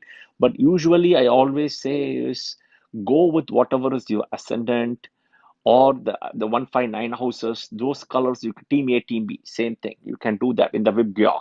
That's the easy way you can, right? But many times I have seen people who are automatically running Rahu Mahadasa more than likely will buy a blue colored car. A lot of blue would come to them without them knowing that blue is surrounded. At some point, somebody if comes and points out to them, Shini, you are correct. I see my closet is with that, my bedspread is that, my comforter is that. All those things, Rahu Mahadasa will bring that energy all of a sudden. Rahu is one thing you don't know what's happening. That is the only energy of Rahu which actually blinds you completely. Before you see through it, by the time it's a little too late. Srini, I just want to But add something here, but go on. yeah, but Rahu is very unique about, very strong about it. There was one other person who I did consultation, and she like literally said, my car was blue, my closet, 70% of my clothes are blue, my comforter is blue, my bedspread is blue, everything's blue. And guess I'm running Rahu Mahadasa for the last 6 years. There you go. So, Srini, after you told us about Rahu, and I believe the first time I heard about it, the blue color being associated with Rahu was like almost half a year ago, earlier this year. And I remember that I needed to buy a chair, and I was really trying not to buy a blue chair. And for some reason or the other, the chairs that I wanted were always out of stock, and I waited for more than 2 months from different shops, from IKEA, from Amazon, and I tried waiting. I put in a, just waited to see if it ever shows up in my list. It never came. Eventually I was forced to buy a blue chair. or it was a sign not to buy a chair, Kushita. See, that's the whole Stand point, up right? desk. In Rahu Mahadasa, running Rahu Mahadasa, it will do. That's what I'm telling you. The minute you try to be cognizant and everything, it will. I'm telling you, this is very unique. There's a lot of things about Rahu. You can keep on unraveling it. It's like layers and layers and layers of onions, basically, right? But Rahu is an unbelievable planet in this case. And So that's a very interesting story, Kushita. So thanks for sharing. Even if you're careful, it will come after you. No, it was incredible. I think I might have even waited longer than 2 months, maybe 3 months. Yeah, but it just never happened. In fact, I was forced to buy a more expensive chair than what I was looking for. So Rahu not only made me buy blue, but it also I had to shell out more money. Yeah, it will give you more money. Don't worry. Srini, I have another question if Kushita is done. I am done. Okay, I'll just But reset the let's room reset the quickly. room. Yeah, thank you. So I'm going to turn off hand raising in the next 2 minutes, and we have Nikita and Sangeeta also who want to ask questions. So if you have any more questions, now is the time to raise your hands, and I'll bring you up on the stage. Again, just one question per person, and we're not doing any personal charts. So please try and keep your questions vague if it's relating personally to you. So go ahead, Karthik. But I asked already two questions. I will wait for Nikita and Sangeeta then. Okay, if okay, that's all right. So hi, Nikita. Hi, am I audible? Yes. Yeah, thank you. I had one follow-up question to the diamond thing, that I've heard that when you're wearing the diamond stone, some people say that you should wear real diamonds, whereas other people say that American diamond is much preferable, because in American diamond you could take a bigger stone and then it could actually touch your skin to an extent. So that would be more beneficial. So that confusion was there. And apart from that, I had one confusion that for both the Rashis, for Tula as well as for Taurus, Shani also plays a huge role, because Aquarius and Capricorn are in the Dharma Trikona. So is it also possible that wearing Neelam stone would also benefit these two signs? Great question. So I'll break down these questions into multiple parts of answers. Okay, one by one. See, diamond, if you look at today, right? Look at which parts, where does the diamond, if it's a natural diamond. So artificial stones are all eliminated. Artificial is purely cosmetic, right? Artificial, you don't need to worry. You can do what you want with it. Okay? It's nothing. You can what if you want, if you have an artificial diamond, it's, you know, it's fake, it's artificial, etc. You can wear it, no problem. It doesn't have any energy. It's cosmetic thing. It's purely cosmetic. Okay? When it's natural, it doesn't matter where you buy it, in the US, in India, doesn't matter, right? Most of the diamonds pretty much are coming from African side, right? Africa, that's where the chunk of the diamonds are coming from, right? So I don't see it, end of the day, that just because you're buying from place X to place Y to place Z, that it's going to be different. You still have to follow the rules. The important point in these stones is you want to have what is called an open set. An open set is where, if it's a natural one, in the back side there will be a hole. Okay, if you want a picture or something, I can send a picture as well, but you will have a hole in the back. So that open one, okay, will have the energy where it goes to your nerves and your body that way. So if it's a natural, and that's the whole thing. You don't put it on a closed one where in the back also you're completely locking it. Okay, so that's the thing about first question. Is that clear? Yes, Srini, thank you. You're welcome. So come to the second question. Now, if you observed it some time ago, I even mentioned that even, right, even for Capricorn or Aquarius ascendant, right? Capricorn, Aquarius, you don't, I did not even recommend blue sapphire. I did not. I did not. Even for that one. The reason why, because Saturn is still a natural malefic. Okay? Saturn is still a natural malefic end of the day, right? Now, now for for let's say Libra ascendant or Taurus ascendant, Saturn is a yoga karaka, right? Saturn is a yoga karaka, as that is what you're saying, right? Dharma and karma, or a fourth and a fifth house for a Libra ascendant, dharma karma for the Taurus ascendant. Now Saturn being a yoga karaka, right, will give good results for sure through his adipatya, which is the fourth house, fifth house, or ninth house, 10th house. But he will still give bad results through his karakatva, which is his natural characteristics, unless he's dignified in the chart. So one needs to read the chart and understand those things before you even say that. So that is the reason I always gravitate towards saying that Venus is a natural benefic, where that is much better. Saturn, you don't know how is it placed, you don't know the thing. I was just talking to somebody yesterday, so I'll tell you, this person, okay, she is a Taurus ascendant. Okay, Saturn is a Yoga Karaka. Her first 2 years of Saturn Mahadasa was hell. Hell for her. Hell. Literally hell. Lawsuits, health, everything issues. Okay. So she is a Taurus ascendant. Now, can you explain to me how? That is the reason, because it's a natural malefic. You should not forget that.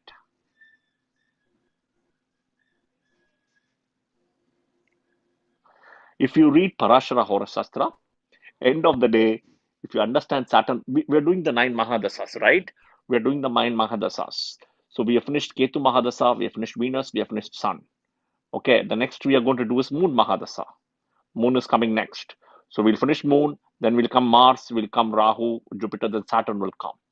When we come to Saturn, right, or when we come to Mars itself, the minute Mars Mahadasha starts, there will be some issue. You will always see an issue because Mars is also a natural malefic like Saturn. So, so nevertheless, these will have issues. Simple as that. Did I answer your question? Yeah, thank you, Srini. That is exactly why I had that confusion, in fact, because I got two opposing views from various people. So that's why I thought I'll confirm it out here. Thank you. No problem. A benefic is a benefic end of the day, right? Is a natural benefic is very important. The chart comes in, then we look at functional malefic, functional benefic, all those 9 yards. But until that, you still have the natural thing. I would always still go back to my statement and say natural benefic is great, right? End of the day. And the six ascendants in the team B, especially the four ascendants straight away you can wear it. Those are Taurus, Libra, Capricorn, Aquarius. All these four people can straight away wear a diamond ring. No problem. Just wear it on a platinum or a silver thing. That's the way it is. Because for all these four ascendants, Venus plays a big factor, either as a yoga karaka for Capricorn and Aquarius, and then for his two own ascendants also he does good. So end of the day, that is why I always recommend that. Thanks, Nikita. Hi, Sangeeta. Hi, good evening. Hi, Srini. Hi. Uh, I think I joined a little bit late and you may have covered this, but I had questions about Taurus specifically of it being in the Dustana houses, whether it's 6, 8, or 12. Yes, so I did cover that, right? I actually covered at the start. So the way is if it's a sixth house, right? So the way I'll summarize it. The sixth house, let's take it can be only if it's a Sagittarius ascendant. So the sixth lord is kind of not the same way of the ascendant lord. So here Venus will give issues. So for example, I'll give another example. Cancer ascendant, if you take the sixth lord is Jupiter, okay, because he owns Sagittarius house. Here Moon and Jupiter are friends. So even though the sixth lord will give issues for Cancer ascendant, he also wants a ninth house. So he will do very good things through this process, right? We are going to the Bhavatwas here. For Sagittarius ascendant, Venus owns 6th and 11th. So what happens is there is a lot of issues he's going to give, and there is a kind of a different relationship with both of them, different energies. So there will be opposing issues, different issues giving through this process. Number one. Okay. Now Venus at the eighth lord, right? The only way it is ascendant lord, Libra, ascendant is Libra, Venus is eighth house. Okay, so the own house here. That's not that bad at all because the ascendant is Libra and the Mula Trikona is Libra. So that is very strong here. So it is not that bad here. Venus would give some damage, but end of the day, 90-95% Venus would do good things. 12th. For a 12th, Venus is for a Gemini ascendant. Okay. Now, what is very unique about Jupiter and Venus? Very unique again, the energies matches. Venus gets exalted in the 12th house in Pisces, in the natural zodiac. That is Aries ascendant, right? Natural zodiac. And Jupiter owns houses is uh, Pisces. Two planets which does exceedingly well in the 12th house is Jupiter and Venus exceedingly well. Venus exaltation, Jupiter own house, plus Jupiter's Digbala directional strength is the first house, which Kavish was asking earlier. So he's now getting close to Digbala now, right? And natural zodiac, he also wants the 12th. So that is the other important point also Kavish between 12th and second is he owns natural 12th house as well, Okay. right? Yep. So that is also very important.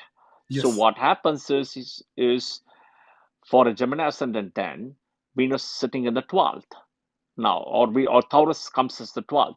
He is also the owner of the fifth house, which is the Mula Trikona. And end of the day, that is still a very good placement. It's 12th is still a neutral house. It's not a bad house at all. So I would not consider that bad at all for a Gemini ascendant in this case. But the only challenge I would consider is for the Sagittarius ascendant is a challenge. That is the highest challenge I would say. Which is Taurus in the sixth, right? Correct, Yeah. correct. Okay. Or yes, yep, Mhm. correct. Now you can take the other way also if you want. The other way is Taurus ascendant, Libra comes in the sixth, right? Taurus ascendant, Libra comes in the sixth. And then you can take, for example, Pisces ascendant, Libra comes in the eighth, right? And then Scorpio ascendant, Libra comes in the 12th. So you can also do this combination another way and see. Got it. Okay. Thank you. You're welcome. Hi, Kavish, do you want to go ahead? But Srini, are you like taking questions, or Go I ahead. don't We'll, know? we'll It's finish. We'll very finish. We have 5 more minutes. We'll finish off. okay. So this question is like not about Taurus, but like in one of the sessions, you mentioned that Jupiter does well with Ketu, right? Like Correct. Correct. obviously we are not seeing all the other exceptions, and but if Jupiter does well with Ketu, that means Rahu is automatically watching them. So No, no, no, no, no. Rahu is not watching. Rahu does not have aspect. not even seventh. No, no, no. Wow. Okay. So I'll explain. So I'll explain why it doesn't have Samat. I'll explain. So I'll Okay. explain first. See, first of all, Rahu and Ketu are shadow nodes. They are not physical planets. They are nodes. Yes. They are not okay. Yes. When you don't have a physical body, how can you watch something? Tell me. Yeah. See, so many people, I'm sorry to say, people, because being greedy or whatever it is, or want to be popular, they even come and say Ketu has aspects. Ketu is a body, doesn't even have a head. How can even an aspect now? And they have given the same status of Rahu and Ketu of 5, 7, and 9 aspects to Rahu and Ketu. This is like crap. It does not. It is same thing as Jupiter. How can Rahu and Ketu be the same as Jupiter? Venus itself is not close to Jupiter. So the reality is, see, Ketu. So first explain. Ketu is a body, no head. So do we all agree Ketu does not have aspect because it doesn't have a head? At least we agree on that, Yes. right? Number one. Number two is Rahu and Ketu both are physical nodes. Okay, physical nodes, you cannot see them. You cannot. They are invisible. When they are invisible, how can they have an aspect? Number one. Number two, I will tell you what does Parashara says. Parashara says very clearly, Rahu and Ketu act as chameleons. They will go sit in the house, whichever house they are sitting, they will act as that house owner, lord, and give. So it is that means they will. That means they don't have their own thing anymore. They will only act as whichever house they are sitting. So, for example, Gemini ascendant Rahu sitting in Sagittarius. That Rahu will now act completely like Jupiter. That's all. But that doesn't mean he'll get the aspect of Jupiter now. Rahu sitting in for a Virgo ascendant, Rahu sitting in Capricorn. He'll act as Saturn now. But that doesn't mean now he has a Saturn aspect of 3, 7, 10. The reason is it is a chameleon. So it is basically, I will tell you what it is. It is like a power bank giving you charge like the original phone. But now that power bank cannot be a phone.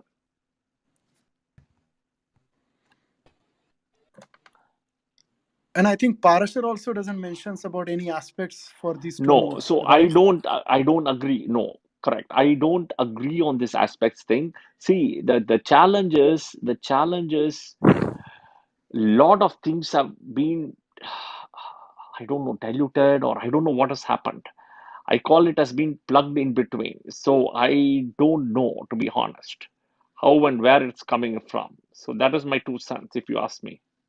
Yeah, and everywhere people are like doing 5, 7, 9, similar to Jupiter's That is aspect. Jupiter. This is all crap. And that's what I'm saying, right? It's gone into a different level. It's all into making money and doing what they want to do. Simple. Okay. So then I I don't agree on that. no, yeah, that is good to know because obviously they're shadow planets. But can I ask the second part of the question then? Yeah, go ahead. So in this scenario, and I think you have explained it, I'm just repeating it. If the time period of Rahu comes, obviously since it's a natural malefic, it will give its bad results. But with the Jupiter's aspect, it might get good also, correct? Correct. Okay. Absolutely correct. Yeah. Absolutely correct. So the bad will come and it'll give you some remedy. The Jupiter is the remedy. Perfect. See, the event will happen. The incident might still happen, some bad events, but the remedy will follow. Yes, that is. The stress is there, the de-stress will happen next. Yeah, because till now But I was thinking that the Rahu will aspect Jupiter, and the famous drunken monkey example which you gave. If like let's say, Rahu, Saturn, yeah, and Mars. yeah. So if they are sitting together and watching Jupiter, then maybe during Jupiter's Mahadasha, Jupiter will like the example of $100, like Yeah, his. understand. But So Rahu's aspect is nothing but Ketu sitting there. Ketu's aspect is nothing but Rahu sitting there. That is the way I take it. okay, That's but all. not like the actual aspects which. No, Okay, no, okay, perfect. no, no. Yeah, that Eh, changes when- everything. no, it does not. No, See, no, no. I mean, When not Parashara is your thing. saying in conjunction with Rahu or see what it is, it never says Rahu's aspect is coming there, etc. Right? Yeah, he never says it. The other important point is I always said is Mars Rahu aspect, Mars Venus, Mars Saturn aspect, Mars Saturn conjunction, Rahu conjunction. That's the way I look at. Even in conjunction, also I've said, if for example two planets are in a house, let's say Virgo ascendant, and let's say sitting in Gemini, 10th house, and one is sitting at 5 degrees, other is sitting 28 degrees. This is not even a conjunction. They're just sitting in the house. Because of the retrograde nature. No, no, they're 23 degrees apart, end of the day. Oh, I thought you were I have not saying told about you, Rahu. I have not told you who is at what degree so far. I have not said which Yeah, planet is at what degree, right? yeah, Forget the yeah. degrees. Two planets are sitting, planet A, planet B. Forget even Rahu, forget whatever it is. One planet is sitting 5, another planet is sitting in 24, example. 19 degrees apart. This is not conjunction. They are just sitting in the same house. That's all, period. No conjunction here. Yep. Because the division is all like there is like no natural divisions in the sky, as you mentioned. Right, right. It's very simple. The way I would say it is like a paying guest, two people sitting in the house, right? Roommate, paying guest, right? One in the basement, one in the top floor. That's all. They're just there in the house. That's all, period. That's how it is. It's like a paying guest, both of them. Yep. No, yeah, that explanation on Rahu and Ketu about shadow and this was really amazing. Thank you, Shrini. No problem. I mean, people just, oh, Rahu's putting this fifth aspect. Hold on a minute. And Ketu is putting this ninth aspect or third aspect or 11th. I don't. See, I explained one time, if you remember, I don't know if you were there. I think Kushita was there. Why do planets get aspects? Why do the interior planets, Sun, Moon, Mercury, Venus gets only the seventh aspect? And why does the exterior planets, Mars gets fourth, eighth aspect other than seventh? Jupiter gets fifth and ninth other than seventh, and Saturn gets 3, 7, and 10. I explained that very clearly. Why does these planets get aspects? From an astronomical perspective, I explained it. I'm not an astronomer at all, but I explained it. Yep. See, all planets has the ability of the seventh aspect. All planets. Now, Rahu, Ketu being shadow nodes, shadow planets. The way you can consider it as Rahu's seventh aspect is the Ketu there. Ketu sitting there. It's kept a block there. Basically, you are sitting here, you are sitting here, you have put a camera in your house or in your other office. That is your aspect. Simple. You're not aspecting it, but that camera is the aspect. It's checking for you. Your eyes are not checking it. That camera is checking it. You see, that camera is checking it. Your eyes is not checking it. So if you consider yourself as Rahu, that camera becomes Ketu, and that eyes is checking it and doing the job, not you. That is how you have to understand. Perfect. Yeah. Yep. I'm getting another questions, but I will stop. I can ask later. So, Srini, are you? Yep. Do you want to take more questions, or should we close the No, room? we close in the 9 o'clock hard stop. Will close. But any other questions? Okay, We'll close Kavish, you 9 have o'clock. 5 minutes more. Okay. So about the aspects in the parashar BPHS, he mentions about like 1/4, 3/4, half aspects. But in one of your Correct. session, you Correct. mentioned that you don't consider that, or did Correct. I heard it incorrectly? Correct. You heard it correctly. So Parashara, if you read Parashara, he says literally every house as an aspect, every planet has aspect on all the houses. Okay. Okay. Oh yeah, and then he okay. Okay, there Yep. is, but there is law of diminishing returns comes into play. There is a Hmm. lot of things comes into small things comes into play. And I explained, if you read when we did the session, I showed that how even the software Jagannath Hora has been built that way to show the aspects across the thing. If you read Jagannath, if you go and do the Jagannath Hora, in the aspect table, there is an aspect table there. In that, you can see how he's applied the exact roots of Parashara in the aspect. Okay. Okay, the reason why I will tell you why I ignore it and what it is, because see, astronomically, I'm convinced of the fifth, seventh, and ninth aspect for Jupiter. Parashara has explained clearly. That is the highest thing it's going to give. The other is, see, the other is like you are going eating buffet and having a pickle. It's like a pickle kind of a thing or a dessert kind of a thing.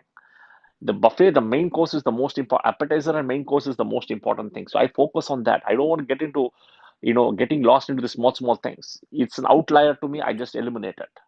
And as years of experience comes, you will have the confidence level to do the same thing. Perfect. See, the other way in other way we explain is Pareto principle. Also, if you understand Pareto principle, your top 20% drives 80% of the business. Simple. Apply Pareto here. You apply Pareto. So in your experience, you always consider the three aspects equally, correct? No, I defer that. So no, I change. So there are rules for that also, right? Okay, then it's So okay. No worries. that's different. Yeah, no worries. So you have to understand astronomically about the aspects, right? You have to understand astronomically about the aspects, especially the third, seventh, tenth for Saturn, right? So there is a calculation Parashara is given. You can follow that rule also, but everything I change for 5, 7, 9. See, the seventh aspect is always the full one, opposite. You see, logically, the seventh is always the opposite. So you always can see the person opposite, exactly opposite to you. You can see the person. That is the highest one. Now we'll have to adjust the fifth and the ninth. But in Jupiter, it's a little bit different. Mars is a little bit different, and Saturn is a little bit different astronomically. Perfect. Thank you, Srini. And I think when I explained about Saturn, okay, I explained about Saturn. The third aspect, for example, is not that bad. Why? Because the third aspect is already halved. So take the solar system. Okay, take the solar system. You have Sun. Start from Sun. Sun. So look at the orbits. Count the orbit now. Sun is first. Mercury is 2. Venus is 3. Sun, Mercury, Venus. Earth is 4th. Mars, 5th. Um, then, sorry. So start from Sun. Start from Sun. Count Mercury, Venus, Earth, Mars, Jupiter, Saturn. Saturn is in the 6th orbit. Correct? Yes. The 6th orbit, it gets the third aspect. Why? Because what happens is the distance from the sun to Saturn all the way, right, is so far. Okay, it's so far that it gets that cut off. Okay, and then what happens is, between, if you go read astronomy, right, between Jupiter and Saturn, there is one layer. It's called asteroid belt. Okay, asteroid belt. That layer actually will deflect half of that energy. So only half can pass. So the 6 becomes exactly divided by 2, which becomes third. So the third aspect is not that damaging because of the asteroid belt. Thanks to that asteroid belt. It's a karmic belt, I call it. But Srini, the asteroid belt is located between Jupiter and Mars. No. But so understand. No.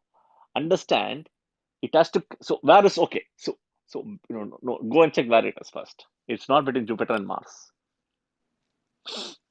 Okay. Go and check. But either if I assume, okay, if I let's agree with Jupiter and Mars, where is Sun? Where is Saturn? It has to cross and go, no? It has to Yes. still cross the asteroid belt and go, no? Yes. Either way, see, you can go figure out where is the asteroid belt. That asteroid belt is between, if I'm not mistaken, is between Jupiter and Saturn. There is an asteroid belt there. Okay. Anyhow, you put the belt, that the rays from the sun to go to Saturn to come back again, there is a half cut there because of that asteroid belt. Thank you, Srini. No problem. That's why Saturn gets the third aspect. It's supposed to get sixth. Okay. It gets the third. So, if I understand correctly, the asteroid belt actually breaks it, and that's how you get the third aspect.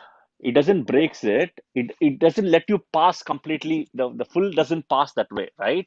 It does a loss. It doesn't break. There is a loss in this process, right? So imagine you have a wall in between houses and your Wi-Fi cannot pass. Have you seen that in your house? Yeah. There is a break. It's a loss, right? Correct?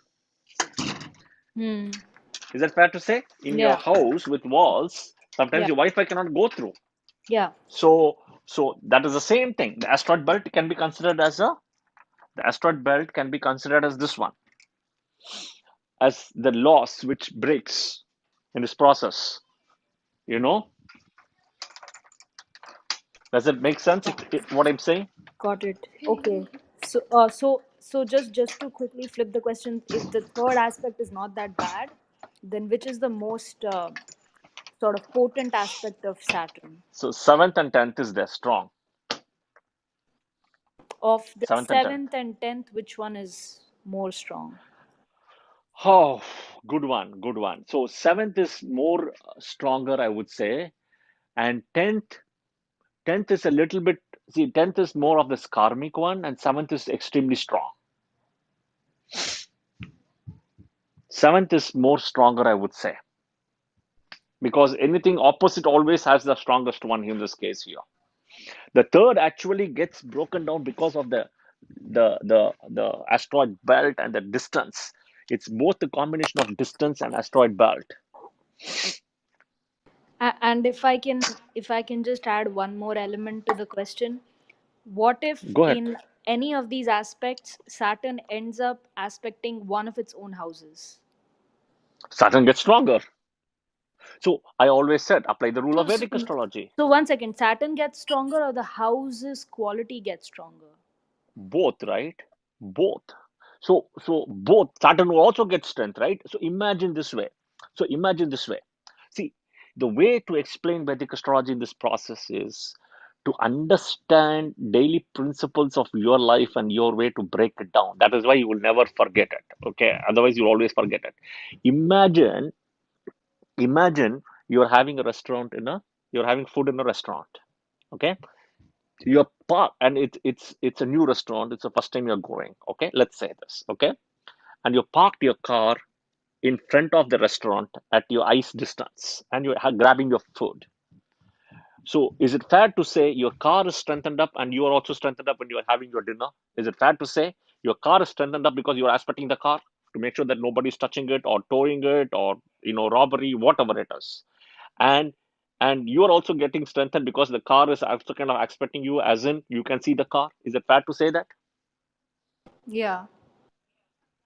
So another way, let's say this. Let's say you have your cousin. You just went into the shop to grab something and you have a 10-year-old or 8-year-old in the car and you're just The kid is seeing you, you're seeing the car. So both of them get strengthened that way. You're still safe. You feel safe. You're just going into the shop to get some change.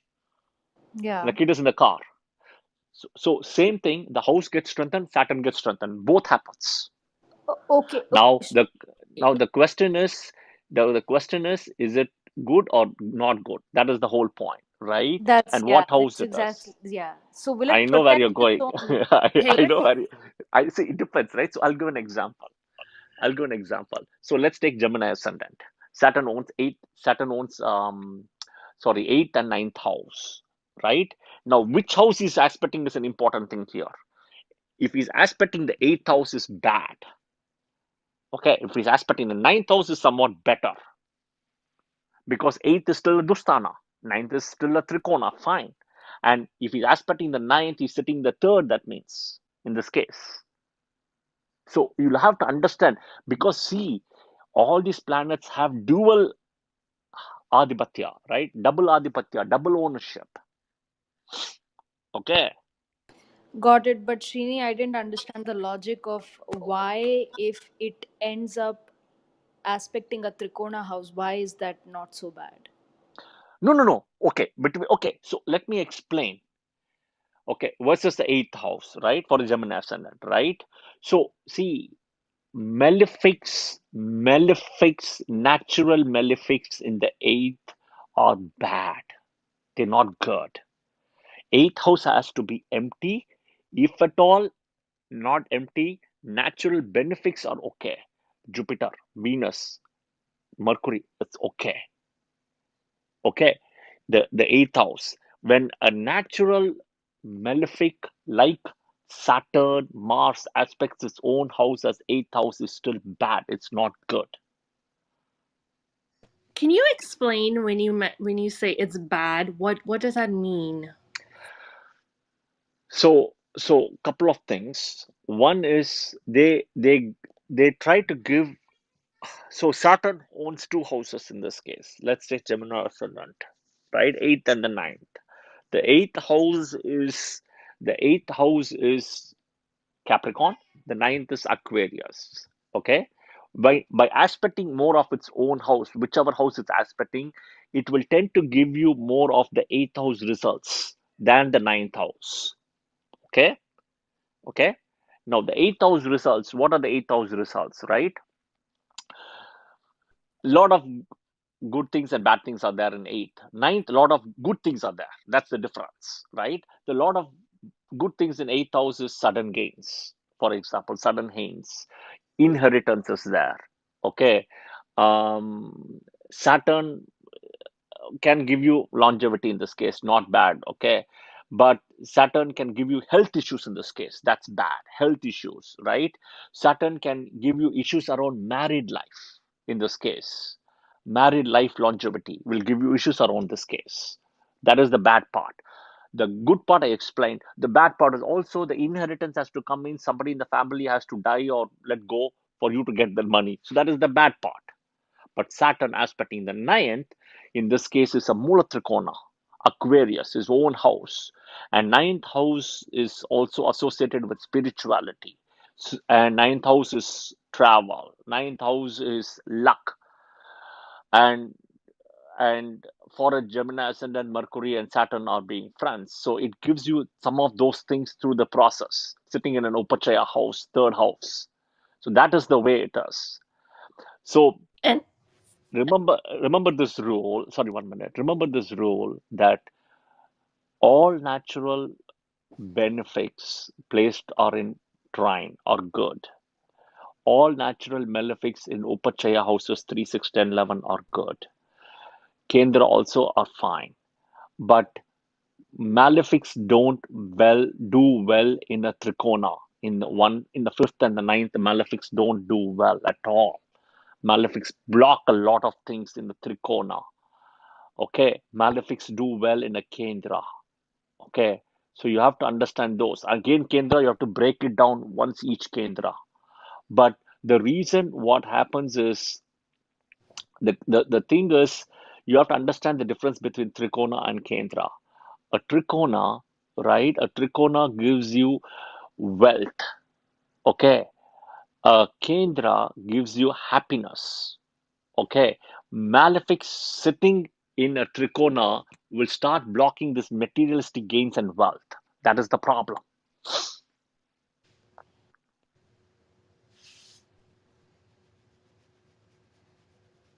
Sorry, Sangeeta, you were saying I something. was just saying, okay, so Bill Gates, for example, and I think he has his Venus and Saturn sitting in the fifth house, which Okay. is the Lord of, right? So Saturn again, like you just mentioned. So, but okay, but here is what correct. But now dignification comes into play. In the so Bill Gates, if I'm not mistaken, was a Gemini ascendant, right, Sangeeta? Yes, you're right. Okay, all right. And in Saturn gets dignified sitting in Libra in the fifth house here. So, and Saturn gets dignified, right, with sitting with Venus. The dignification happens. Okay, Mm-hmm. Mm-hmm. right? So this is how you have to see, right? So now you're adding layers after layers after layers now. So they don't do well.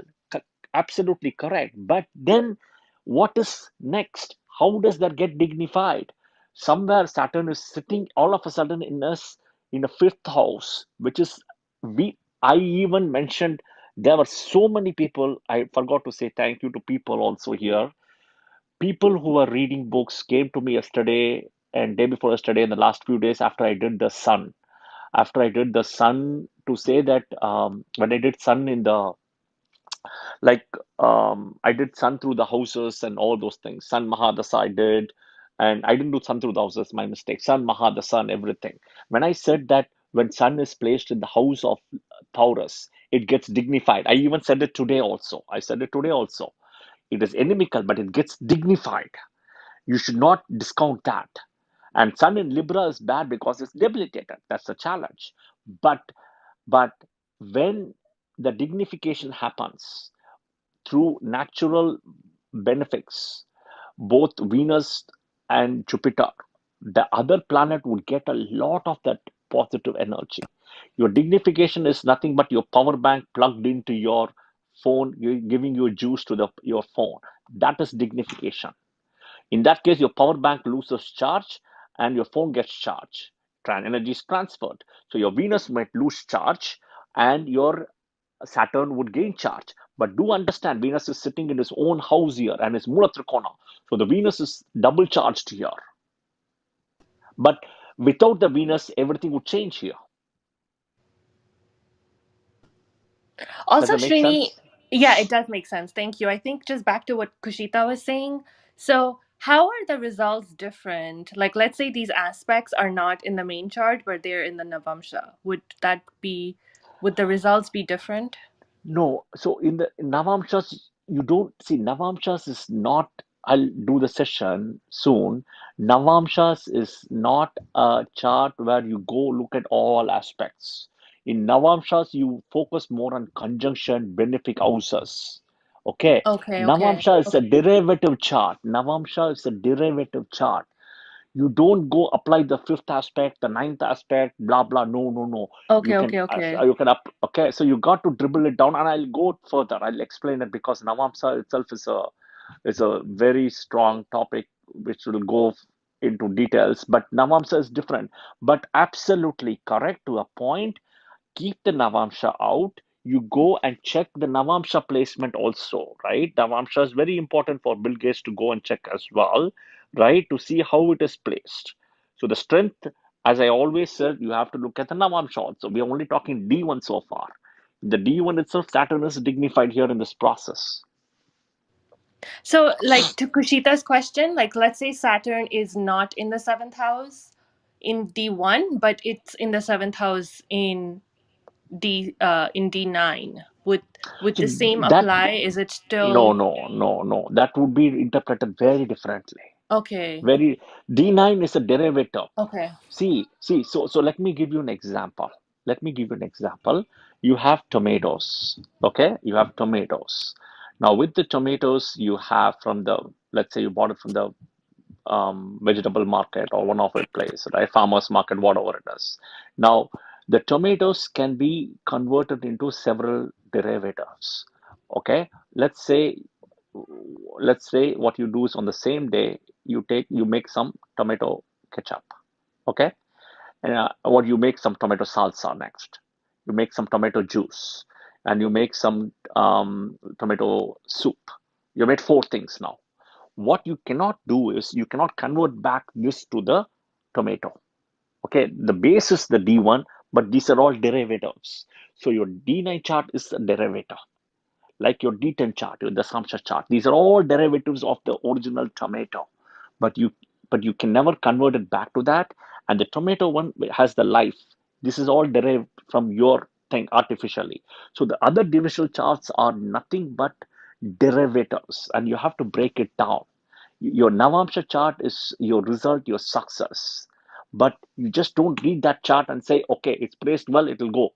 You have to read other points within the Navamsha chart, the Mahadasa, the team A, team B. There are so many layers to break it down. Okay, Thank you. you're welcome.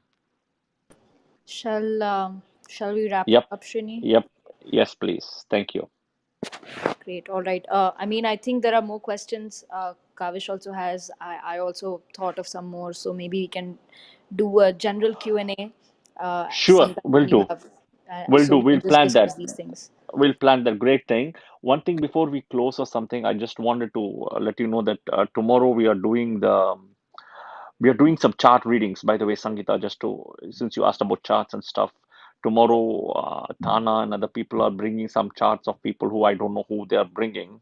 So we'll be doing some chart interpretations in this process as well.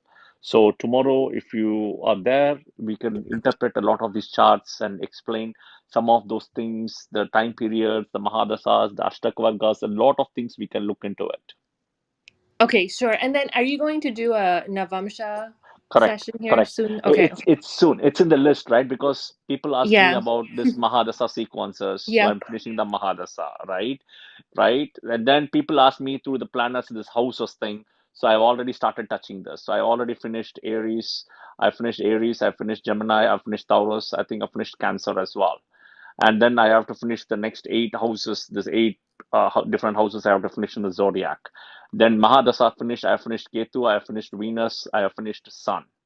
Next is Moon Mahadasa. So I have to finish almost six Mahadasas next in that sequence, right? So all these things are running parallelly. And then we just finished the book reading. People came to the charts thing now. So from last week. So we are going to do the chart session today. So everywhere we are going in multiple directions as like a multi-lane or so definitely it's on the pipeline. Okay. Yeah, thank you. And I just wanted to make sure I'm just figuring out when to plan the date and keep it up a little bit early in time or advance it up or put it in the calendar. Only because is I know that I'm going to get bombarded with people saying do it again and all those things. So I can't. So I'll just have to figure out how to manage that process. So I'm thinking through this myself. It'll be probably a close to 2 to 3 hour session on Navamsa to break it down completely. So I'll have to work out a way how to synthesize and give it so that people can reproduce it or replicate it in a way which is meaningful. So I'll have to work on this whole process on that. Shrini, if I can suggest, could you do the Navamsha session on a weekend? Because I have to work late on some evenings and I'm not No, able to. it'll be 3 hour session easily, right? And what I was thinking was to put a couple of charts, 3, 4 people charts as well to explain along with that as well, because it has to be more practical also. So, and well noted your feedback. I will schedule it on a weekend as well. I will figure out because it may go over, I feel. So absolutely correct. So weekend, I'll have to figure out. I am only worried on putting it on a Saturday because of this Saturnian energy. Maybe on a Sunday, I'll probably do it on a Sunday then. That's the way I can think of. I was going to Thank you, request Shrini. the same. If we can do it on a weekend, that would be really great. Okay, sounds good. Feedback well taken. Yeah, feedback well taken. We'll do that on a Sunday then. We'll plan. I just need to put out a schedule or how to I'm going to synthesize and break it so that people can understand it, break it down. Step one, step two, step three. There are so many steps to read the Navamsha. So I'll have to synthesize it in a way which is very meaningful and relevant. And you never read your D1 chart or you never read your D9 chart without your D1 chart. So you never do that. So those things, those basic rules, I have to set up ground rules and I have to give it so people don't forget it. So then that means people probably should have a pen and a paper. So all those things are there. So I'm thinking through those best practices as well to put it. So I'll come back on that soon. Great. But tomorrow we have a session. Tomorrow we have a session, and then Sunday we are doing on a session with Astro Council Club for Sun through the houses as well. So that's around 12 o'clock Central Time on Sunday, coming Sunday. But these are the next two sessions so far calendared. Yeah, Great. Thanks, Srini. sure. Thank to you, Kushita. I think I'm done. I'll just say a prayer and we can lock the room unless you have to summarize with anything. No, please go ahead. All right. Thanks very much for your help in moderation, and thanks, Sai Divya, for offering to help as well. And thanks to everybody for joining today, and thanks for the great questions, discussions, interactions. Somewhere Venus energy has come in to take some more time. I thought we will finish up quickly like Mars, but no. So Venus That was progressed somehow Saturn, with I some think, Srini. extension. Which one? That was Saturn. We started talking about Saturn, so. Yeah, true. Agreed. I totally agree. I totally agree. Respecting Saturn energy. It's end of the day, it's all team B, right? Saturn, Mercury, Venus, all team B players, right? So absolutely. So just give me a minute. I'll just say a prayer and we'll end the session for today.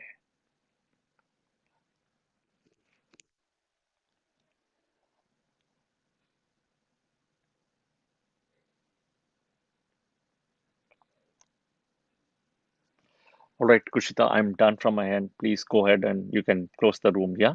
Okay, great. Thanks everyone for joining today. And as you've heard, tomorrow we are doing the book reading. So please follow Srini and the Sorry, Vedic tomorrow is astrology. not book reading. Tomorrow is the chart interpretations, just to Uh, clarify. Sorry. sorry, sorry, We're my done mix. with the book. Great. All right. So please follow him and the Vedic Astrology Club, and see you tomorrow. So I'm going to be closing the room in 3, 2, and 1.